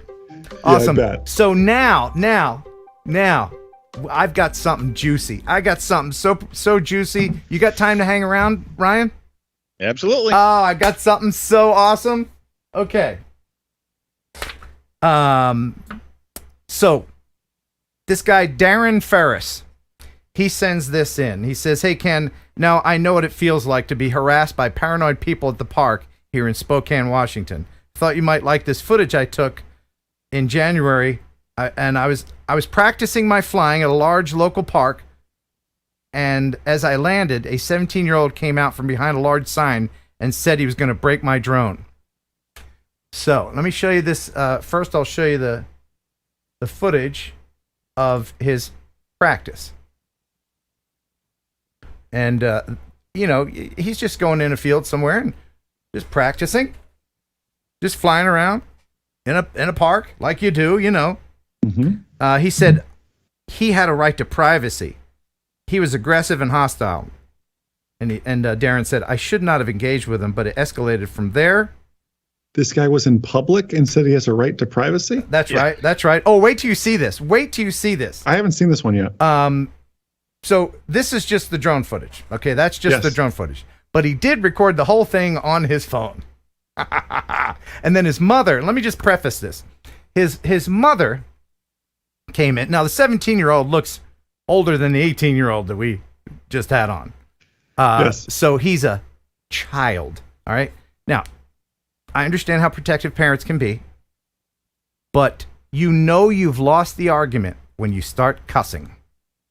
Okay, if you're in a confrontation with someone and they're like, "Bleep this, bleep that," you've won. All right. So when they resort to that, then they have nothing left. And then they started going on about like, "You're filming children," because that's what you do when you don't have anything else. Just call the drone pilot a pedophile because that'll work. Wow. Right. So I'm so glad that he recorded this. Check this out. This is just delicious terribleness.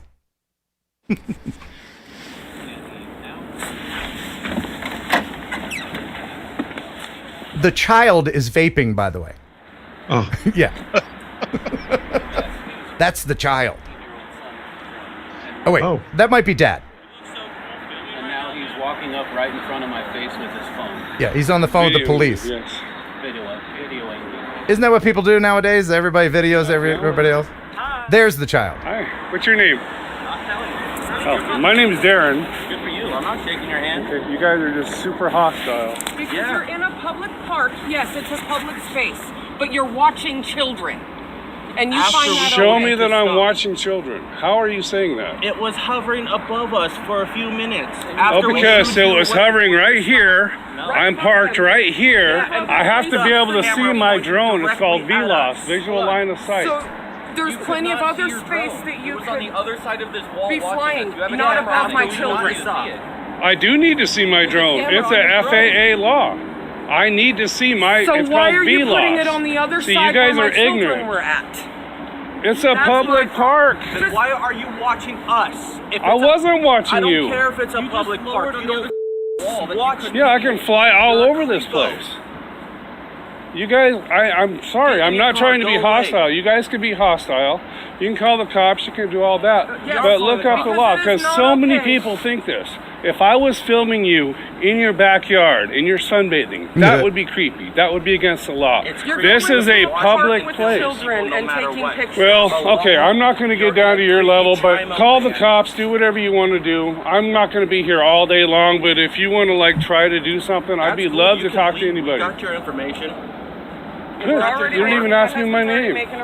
What are you going to do? File a report? That's what is being done right now. You purposefully came to a place full of a whole bunch of children to record. And we were here minding. Why would you say that? You guys are the only ones here. Look at this. I see nobody here. So then why is this where you're at? And why are you again? Because I can go any fucking place I want. And you find just like you can. You guys can come here. I can say this is creepy. You guys are weirding me out, man. I'm flying my drone. You guys are spying on me. See the point? Person with the spy camera. Why is that a spy and camera? You have your camera out recording my face right now. Yeah, because I want people to see what you're telling me. That's the first time I have every right to be here. I have every right to be here. Space for you to be filming, not children. You weren't even here, so you have nothing to say. So what? What are you talking about? You pulled up here. You pulled up here. Told me. Okay, so you're not even a witness. It's all hearsay. It doesn't matter. Why the would we be lying? My children feel threatened by you. Then That's the problem. Go away. No. We don't have to. I don't have to either. Technically, by law, you don't have to be recording us either. You guys are ignorant. You're totally ignorant. I'll waste like 10 more minutes and then I'm leaving. Wow. So isn't that just deliciously awful? I lost a few brain cells. Yeah, listening. yeah. I'm sorry. I mean, goes down. My IQ's dropped that's right a now. turbo Karen, and the Karenettes right there. But I mean, first the cussing, and then when you got nothing left, you're like, you're creeping my children out, because then everybody's on your side. You know what I mean? Oh, everybody can relate to. Oh well, yeah, you're definitely creeping the. Oh man, it's just. I just love that the filming of them with the phone was an afterthought. Right, yeah. He's been filming them for several minutes, and then finally, you're filming us now. Yeah, that's the thing. That's the thing. I'm closer than what I'm doing. Right. Like I was just filming like maybe your car was pixelated from that height, but now I got you and your stupid cleavage and your vaping ass, dumbass son now, and now he's on my channel, and everybody can see how stupid they are. I hope they see this. You dumb asses. What's people saying in the chat? In all of my travels, in all the years I've been filming and droning, I've wished to run into people like this. I never have. I've never been lucky enough. You wouldn't handle it as gracefully as Darren did, if I had to guess.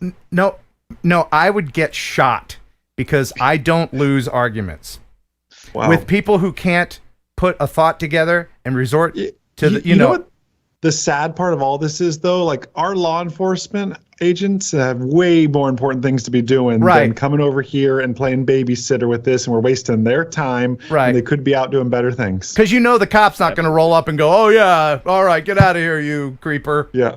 Yeah, this the vape mom. Yeah, exactly. I wish one day, please send me some Karens. Oh, wow. Please send me. But thank you very much, Darren, for sending that in. What are people in the chat saying? There is a good question from Mainlight Photo Drone, who is a heron bird. Is there any expectation of privacy in a public place, Ryan? That's what they're asking. No. No, there isn't. That's one of the answer. No. That's one of the things. You're creeping my son out. Well, your son is living in 2022, is he not? Yeah. Okay, so he was filmed many, many times before he came to the park. Did he walk by an ATM? Cameras. Yeah. Did he go to a convenience store? Did he walk under a satellite? That's just the world in which we live. It's interesting for them to say, you could have, been on this side of the wall, as if the wall is hiding anything, right? Come on.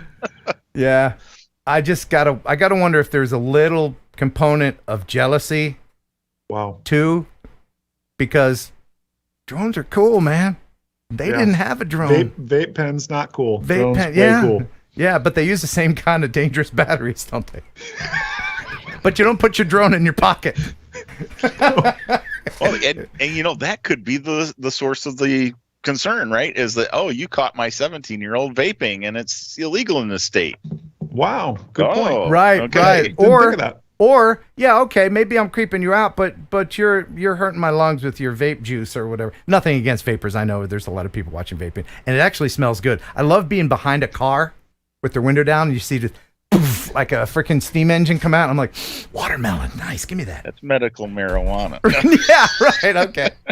Anyway, so what can we say? I know it's all fun and games, and obviously our buddy Darren was in the right, and he had every right to be there and do that. But what would you say, Ryan, in conclusion, to people watching this and wondering, is this something that's going to happen to me? Maybe it has happened to them. How do you deal with this level-headedly and legally? That has happened to me before, and we will see that happen to other people, especially as we get remote ID in place, where now that they can come and find you based on what they've seen on their phone. I see the drone here. The operator is over here around the block, blah, blah. I will go chase that person down. Jason, is that something is that what's going to happen? How remote ID supposedly reads now is the administrator, that's the FAA, and local law enforcement will have access to see where the control station is and everything else. I mean, nowadays people track our airplane and where does it go? That's what it's come to now. I don't know if it'll ever get there. Right now, that's how it reads, but we've got until September of 2023 till anybody actually sees anything. So it's all a guessing game right now. Darren handled himself well. I think anybody who's in that situation just needs to come from a place of grace, and just nothing good can come from anger. Just zip it. Well, I mean, you live in Florida, so you're going to have to deal with Florida man at some point, I guess, right, Jason? I'm sure. It'll be his first drone he's ever seen. Awesome. Ryan, we're going to let you go now. Again, here is the email to contact you if you have any questions, and I'm sure you do. Reach out. I'm happy to answer. Yep, there you go. There it is. Ryan, thank you so much for being on the program. We'll see you later. Take care. All right. Bye-bye. See you, Ryan. Woo, man. It's been, I think I'm going to need a little bit of Raz right after. I was just going to say, we need some Raz. Yeah. We need to boost the brain cells back up. We need to relax. But first, there's more super chats coming in for Josh and his new drone. I saw a bunch. Yeah. Mark Sullivan. Let me see if I can share the screen real quick. I rarely do this because it's got all my information, but I just wanted to show Mark Sullivan, $10 for Josh's drone fund, and Jill Simmons, $95. $95. Jill says, I've never used a chat before. Here's the remainder after the $5 before. Hey Josh, happy flying in the future. He's almost got that Mavic Mini. Fantastic, man. Fantastic. Drone community, so awesome. Good people. I'm so proud to be a part of it. So yeah, I'm gonna need a little bit of Raz. let's step into the RAS chamber. If you're new to the channel and you haven't seen the RAS, it's basically a 7th inning stretch. We all get in the RAS chamber and we just relax. You know, no more tensions. There's no more Karens chasing you. No. It's a peaceful place. This is a home-free zone. This is a stress-free zone. Hell, you can even fly your drone in here if you want to. No TFRs in here. You can do what you want. 30-mile TFRs. That's right. That's right. You can do what you want, but there is one rule. Only one rule, and we urge you to follow it. And what rule is that, Jason? You are unable to utilize what is known as the free air release technique. Please, don't fart in the RAS. And now enjoy.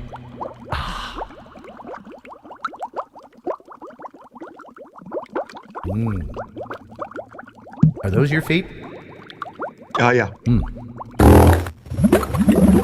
Routin' weather? Shame on you, Routin'. Shame. Didn't you hear? Do we need a sign? Do we need to go to Kinko's? Do we have to have a TFR, a temporary fart restriction? TFR. Good thing it's only temporary. Right. Now I have to mention this. And as soon as I go back and I read all the little chit chats after the show. After last week's show, I had to screenshot and send this to Jason. This is from Ten Toes. Yes. And I wish I had thought of it, but I immediately texted this to Jason. And Ten Toes says, and Jason's smile is visible for 3 statute miles. Yes! And I sent that to you. And what did you do? What did you do? I laughed. I showed it to my family, and then Magda looked and goes, I mean, it's kind of true. You have really bright teeth. So thank you. I appreciate that, I guess. Yeah. So give us a smile. Oh, yeah. There it is.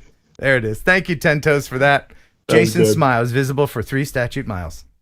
Excellent. I'm always up with the regulations. All right. So you doing okay on time? Sir, I'm doing great. I am all yours. I haven't seen that Swedish fog yet. I know there's boy band stuff. There's a lot left. Yes. Our sponsor for the prize tonight, as always, is freewellgear.com. We thank them very much for being a sponsor. So prize provided by them. And they have the new, for the Autel Nano, they have filters for the Nano available at freewellgear.com right now. And of course, these are filters for the Phantom. No, this is for the Osmo Action. So they have them for all the drones. And so that is going to be our contest in just a little bit. But first, yes, let's go to Fog in Sweden and check out this from our buddy Lars in Sweden, who watches the replay because it's some ungodly hour in Sweden right now. Dedication. Yeah, but he always comes in the pre-chat and he says stuff like "glurgity flurgen." I don't think that's Sweden. That's what I hear when I hear people speaking Swedish.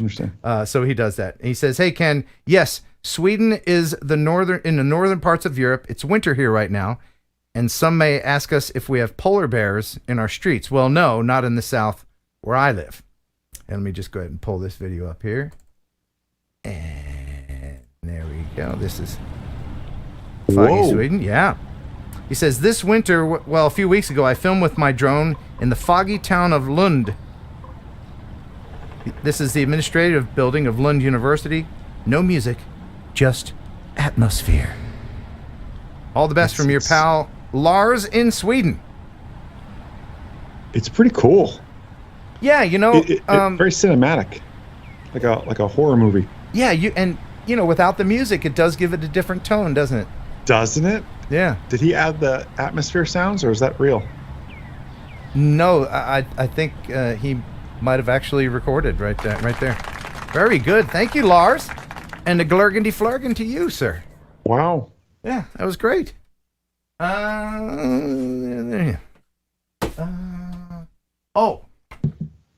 Let's go to the Netherlands. And the viewer... How do they speak there? Oh, they go glurg to the flurg. Oh, a little different. I don't know, man. It sounds... They do glurgy flurgy, but with like a German accent. I don't know. I apologize. Yeah. I have a lot of viewers in the Netherlands, and they know I'm kidding around. But if my life depended on it, I couldn't learn your language. So the viewer video of the week is so great and unusual. Yes. You will like it. But right now, this is from Frank Myboom. I'm sure I'm pronouncing that correctly. But here we go. Little Netherlands FPV. He says, hey, Ken from the Netherlands. And this was one of my first times I did some cruising with a race quad. It shows a recreational area with a hotel. And I'm flying over some treetops and waters and an upside down house. I'll definitely have to go back and get a closer look once I have the chance. Closing in on 5 years and still love the show. Thank you for all the work you put into it, Frank Myboom. Wow, 5 years and still likes you. Yeah. Every week for almost 5 years doing this. Wow. But flying over the treetops, as cool as it looks, it's really actually very brave. Yeah. Because stressful. Well, yeah, it looks great too, but I don't do it a lot just because I try not to fly places where I don't want to have to climb up and get it. You know what I mean? Because you can desync or something, fail safe, and end up in the top of a tree. Oh, yeah. How's your FPV game coming along, Jason? It's getting there. I'm still kind of cheating using the DJI FPV. I need to upgrade to something as I work to be as proficient as you, sir. Something carbon fiber?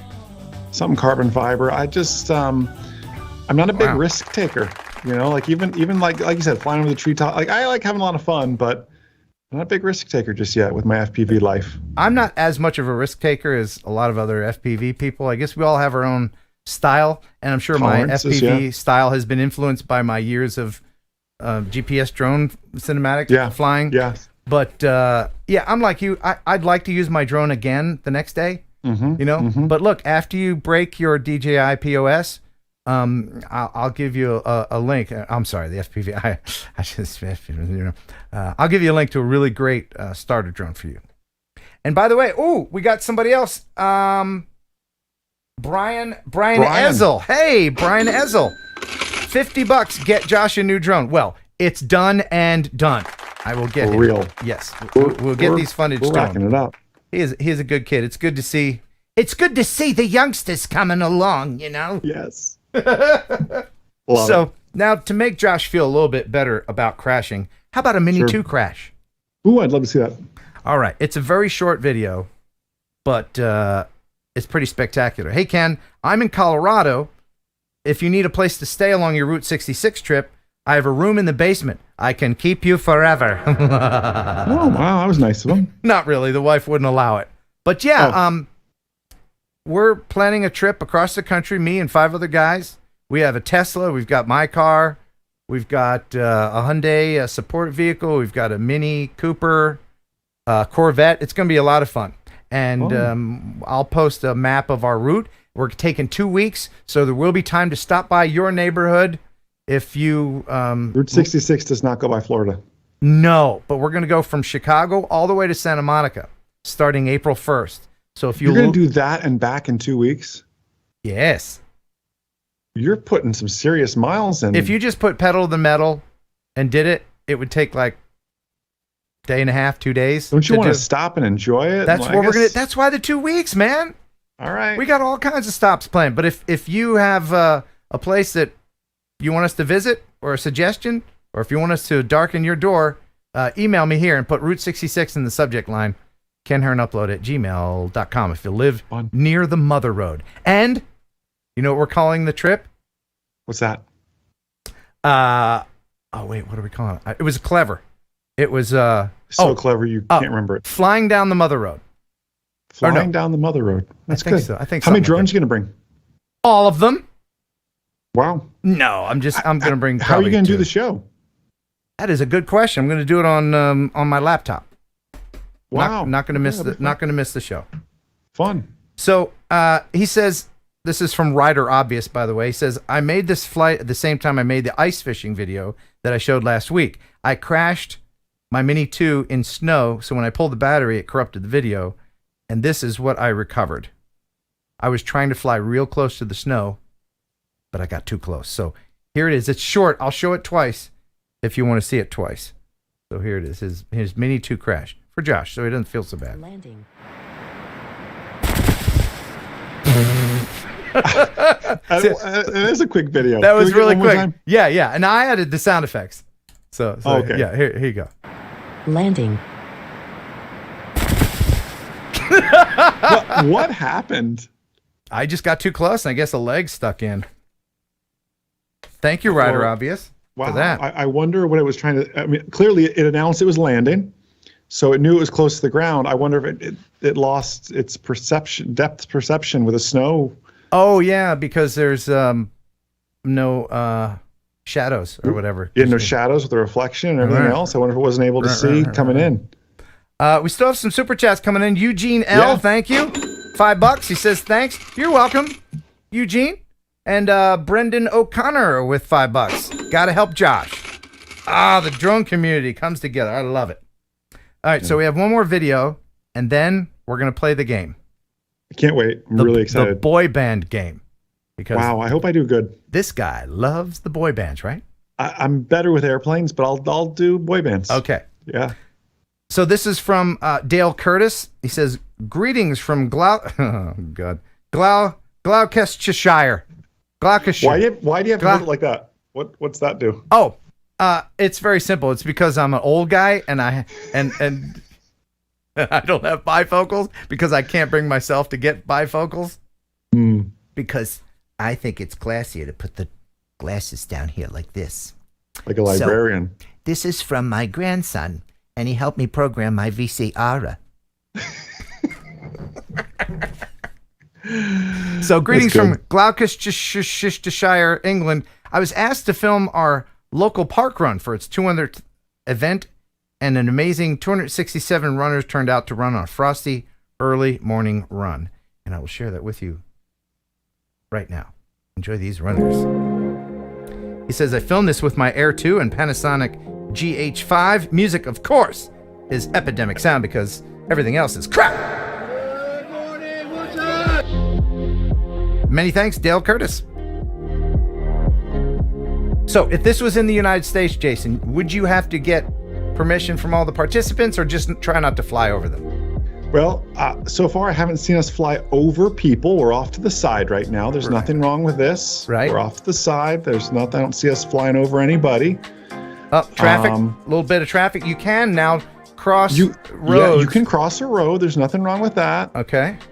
But you just can't hover over a busy road, you can't, right? Yeah, exactly right. Okay. Again, this is not the United States, but if it was, thus far, I don't see anything that would have been illegal about this. I do want to go back to the fog in Sweden in a bit, because some people had some questions. Would that have been legal or illegal? In a second after this. Awesome. Thank you. No, that was good. That was good. All right. There's people asking about the fog in Sweden. Would that have been legal in the United States? So remember, we need 3 statute miles. Good job, Ken. We need 3 statute miles of visibility. Let me tell you, that's not 3 statute miles. I don't know the rules over there, if they fall under EASA or how they would, if Sweden's part of the European Union or how that would fall. Well, now hold on. Yeah. If you can see the drone, like, because I'm sure he's like just 20 feet away or 10 feet away, right? Right, but remember, I can't fly in a cloud. Mm-hmm. I have to stay 500 feet below the clouds as well. Right. This is something that people don't know. The 3 statute miles isn't for the pilot. It's for other aircraft, right? Right. That's the thing. So this wouldn't be legal, would it? No. And something else we might as well talk about while I'm thinking about it. And let me get my prop for this, because this is something, right? You know what I'm going to talk about. I can only imagine. Okay. So here I have the Outlaw drone, the drone that you can fly anywhere with no repercussions, right? Right, Jason? Mine's right back there. Yeah. Tell me why this is the Outlaw drone. You can do no wrong with it. Because it's 249 grams. Which, by definition, good, clever DJI marketing means it doesn't need to be registered. However, remember, that registration number is based on takeoff weight. So first off, if you add eyes to it like Ken did, guess what, Ken? That's 251 grams now. That's takeoff weight, right? Oh, no. I mean, those eyes are heavy eyes. There's a lot of brain power in those eyes. Wow. If you are operating under Part 107, it doesn't matter the weight. Yes, it needs to be registered. It doesn't matter if you're operating under Part 107. If you're just a hobbyist, yeah, that's fine. But just because it's not registered doesn't make it an outlaw drone. You're still held to the exact same rules, just like we were talking about in the Swedish drone video. Again, that's another country. You're still held to the rules. Right, just don't register it. You're Doesn't falling mean prey to marketing is what you're doing. good marketing too. Yeah, very good marketing. They sold the hell out of these because people thought, oh, just fly it on the White House lawn. Ain't no thing. Wait, now I've had questions all the time. If you put an SD card in it and it's over the weight, does that, you know, it's 250 grams or more takeoff weight. Right. So yeah, it's a micro SD card. Yeah, you put some drone eyes on there. You might as well put your registration sticker on there because that's going to add a gram too. Just do it. It's $5. Guy. That's the only thing Seriously. you're saving. But you can't just fly it any willy nilly. You have to follow the rules. Yeah. So anyway, good. We got that out of the way. Awesome. And now, should we play a game? This is going to be a quick game. It's going to be a game that everybody can play. I'm going to pit you against the chat. Now, I know there's a little bit of a lag, but I think it'll still be fair. So let's do Pick Me, Pick Me. All right, let's blow up the internet. Pick me. I'm watching. Jason will pick someone and not mention their name. And then I will pick someone and not mention their name. All right. So if Jason gets the most, if he wins, then the person he picked will get the filters from freewellgear.com. Okay. If he loses, then the person I picked. So somebody's going to win either way. All right. So I'm going to pick somebody that has the red Pick Me. That means that they're a member. And then maybe Jason will pick somebody who doesn't. Okay. I mean, if they use the Jason emoticon, I mean, that's going to help. Okay. All right. I'm going to pick someone who didn't, but they are a member. And they have okay. I love this username. All right. I got mine. Okay. Written down, sir. All right.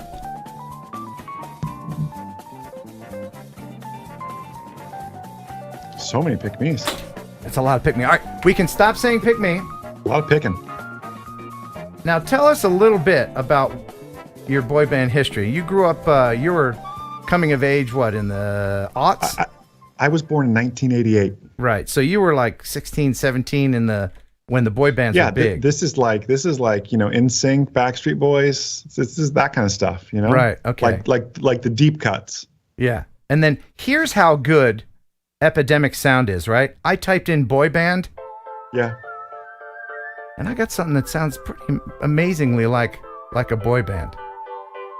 All right. So this will be our background music as we play the boy band game. We're going to match the boy to the band. I'm going to show you a picture. Okay. And you don't have to tell me their name unless you want to show off and tell me their name. But you do have to tell me this does sound like a boy band song. I'm gonna love you forever, girl, forever and ever. You know, right? Those trade lyrics. Yeah. So I'm going to show you some pictures, and you match the boy to the band, okay? All right. I'm ready. So here is the first picture, and we're playing against the chat. All right. So what is the band? Wow. I have no idea who that is, sir. You don't know who that is? No, I don't know who that is. Oh, my goodness. There's some quivering 18-year-old ovaries right now. I may lose some followers. Did I just say I don't know. Quivering ovaries? Yes, I think I did. Okay, yeah, that's One Direction. That's Harry Styles from One Direction. That might be a little bit too new for you. Too new, yeah. So let's turn back the clock, and you tell me whose band this guy belongs in. You recognize him? Wow. It's definitely not Ricky Martin. Don't know who that is either, sir. Do you want to just guess, take a stab at the band? Take a stab at the band? Yeah. Can you sing a little ditty or something? Menudo. Somebody say Menudo. No, it's not Menudo. I forgot about Menudo. I don't know who Menudo is. You don't know Menudo? No. Okay. Is that a boy band? I'll write that down. Yeah. All right. So you're going to change your playlist? Menudo. We'll try that one. You got to add this to your playlist. Girl. Shouty. All right. So the chat's even confused. They're all over the place. Don't know. Okay. So that is Jordan Knight from New Kids on the Block, or NKOTB, yo, if you're in the know. That's a little bit. That's a little bit too old for me. I'm somewhere in between One Direction and New Kids on the Block, I think. Oh man, I thought boy bands were forever, but we'll see. They're not All timeless. right. What band does this boy belong to? That's the Backstreet Boy guy. Correct. Tattoos. Correct. Yeah. That is Kevin Richardson from the Yeah, that Backstreet one I Boys. Okay. Yeah. All right. So you got one. Yeah, And what band does this boy belong to? That's one of the NSYNC guys. Oh, correct. That's Lance Bass, who's looking more and more like a fish as he ages. He's the one that wanted to go to space, right? I don't know, man. I don't follow these knuckleheads. All right, not me either. I don't have my Google alert set to Lance Bass updates. I don't care what he's doing. I don't even know if he's still alive or not. I don't care. All right. Here is your next one. It's All almost after 10 p.m. It's going to go downhill after Yeah, this. that's right. I've been up since 4 a.m., people. All right. Yeah, it's about to go downhill. So, what band does this boy belong to? I Boys to Men? Yes! Yes! Good guess. That's Mark, Thank you. That Mark was a guess. Nelson. I think he played the nose harp or something. I don't know what he's doing. He's one of the singers. All right, just a couple more. All right, I'm ready. I think you've gotten 3, so you have a chance 3. to win. There's only 7. All right. Okay? Good. All right. It's like So a written test. what band does this boy belong to? Wow. He just looks like a boy band member, doesn't he? He does. He definitely looks like a boy band member. Like, yeah, no one I'm in a does. boy No one does band. that. Yeah, no one does that nobody anymore does either. that. Right. And I think Definitely he's got a boy band. frosted tips that might give you a clue. You know, I wanted frosted tips back in high school, but Chat but got my it. mom wouldn't let me. Chat got it. That is Nick. Someone in the chat said the Jackson 5. Well, they were a boy band. They were. were a boy band. So was Hanson. Yeah. Yeah. Was this Hanson? No. It's Nick Carter from the Backstreet Boys. Really? Yeah, I had to get another Backstreet Boy. Dang. All right, I here's feel the like I last should've known one. that. You have to get this for the win, okay? All right, for the win. What band does this boy belong to? This is He your looks era. familiar. This is your era. This is my. He looks familiar. Come on, chat. Gosh, why does that guy look so familiar? Oh, he does, doesn't he? They all transitioned into movies, or soap operas, or whatever, didn't they? Yeah. Yep. Junk Pick got it. That is Nick Leahy from 98 Degrees. Yeah. Wow. Very I remember good. 98 Degrees. All right. So the chat won that one, but you gave it your effort. Sorry. I'm almost happy that you didn't know these. You know that actually helps my reputation a little It bit. does. You're It right. really does. And It now would've been bad here, if I was like 7 for 7, they'd be like, "Wow, here's Jason singing his brand new hit. oh baby, baby." That's it. Yeah. Yeah. it's Oh pretty baby, good. just throw an oh baby in there. You got it. You gotta say "oh baby" a lot and like you know, Excellent. make So noises and stuff. my winner is, and I'm giving them their own sound effect. Beer is good for you. Beer is good for you. Way to go. Beer is good for you. Here's a couple more. Here's a 6-pack. There you go. That was good. Awesome. That was fun. So That was good game. email me here and remind me that you won because I'm old and I forget things. Ken Heron Upload at gmail.com. All right. And then what else did I have? I just want to make sure that I didn't forget anything here because we're about to share the viewer video Oh yeah. of the week. We did that. We did that. We did that.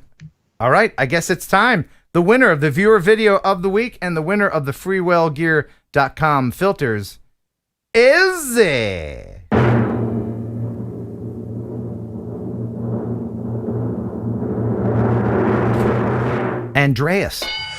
Andreas. Congratulations. He said, "Hey, Ken, and hello from a fellow Radiohead.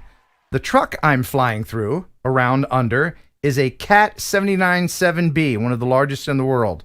I flew line of sight without prop guards. My favorite shot is right before the end. There's an 8-foot ladder providing a sense of scale.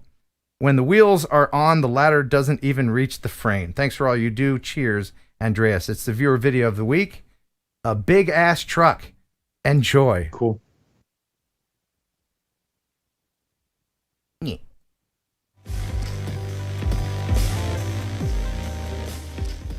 Hold on. It's not fair. Hold on. I gotta start over again. We're ready. I gotta start over again because I still have my boy band music going. Oh wow, we want to get the full effect. That's not no fair baby at all. babies. No, Yeah. no. Girl. All right, here it is, the viewer video of the week for you.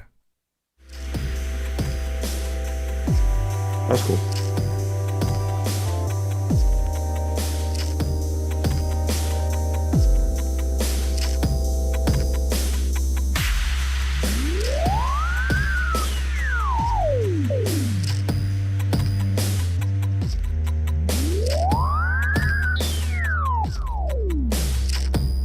So I guess he's just like kind of lived in the neighborhood. Said, "Hey, can I fly my drone in here?" Or maybe they hired him. This is a cool. Good little promotional video. Yeah, technically inside too. So. Yep. And look how freaking big these monster machines are.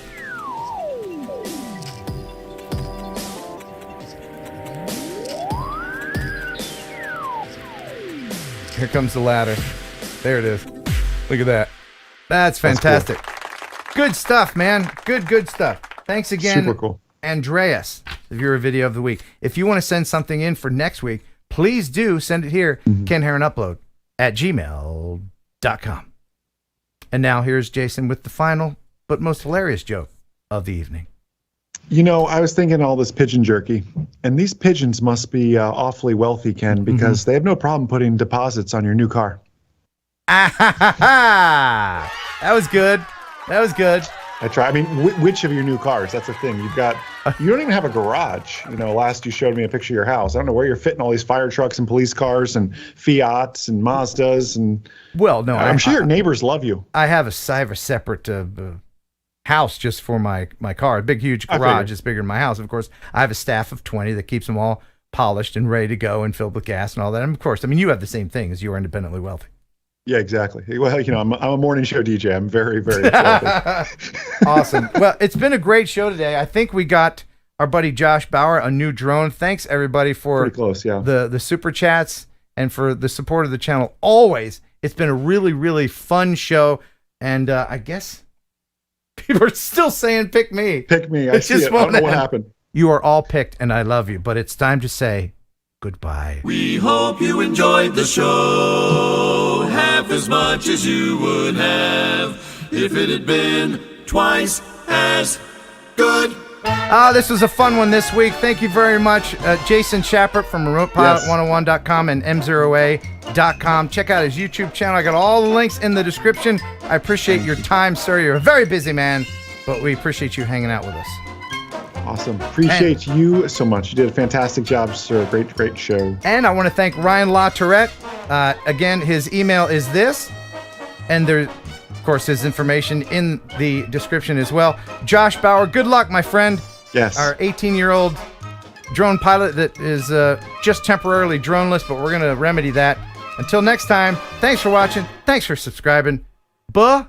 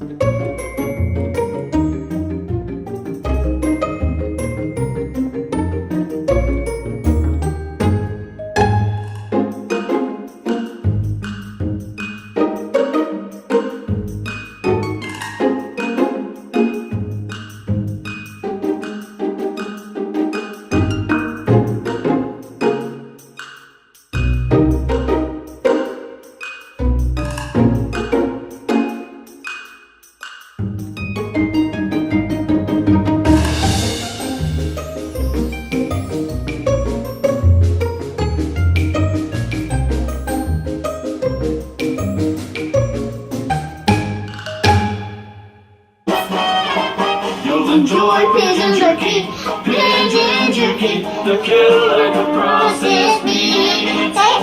Enjoy pigeon jerky, and you'll give your family a treat. It's balanced nutrition to help them grow, and it's full of fiber to make them grow. You enjoy pigeon jerky, a tail like a processed meat. Yeah. That was so funny. You'll enjoy Thursday Night Live with Ken Heron and Kelly, Jeff and Ashley too. There'll be fun and quizzes and Kelly's misses. The bird is the word in the news. It's the #1 live stream, it's got pizzazz. There's only one rule, don't fart in the rats. If you think it's funny, super chat some money, 'cause TNL is here for you. Yeah!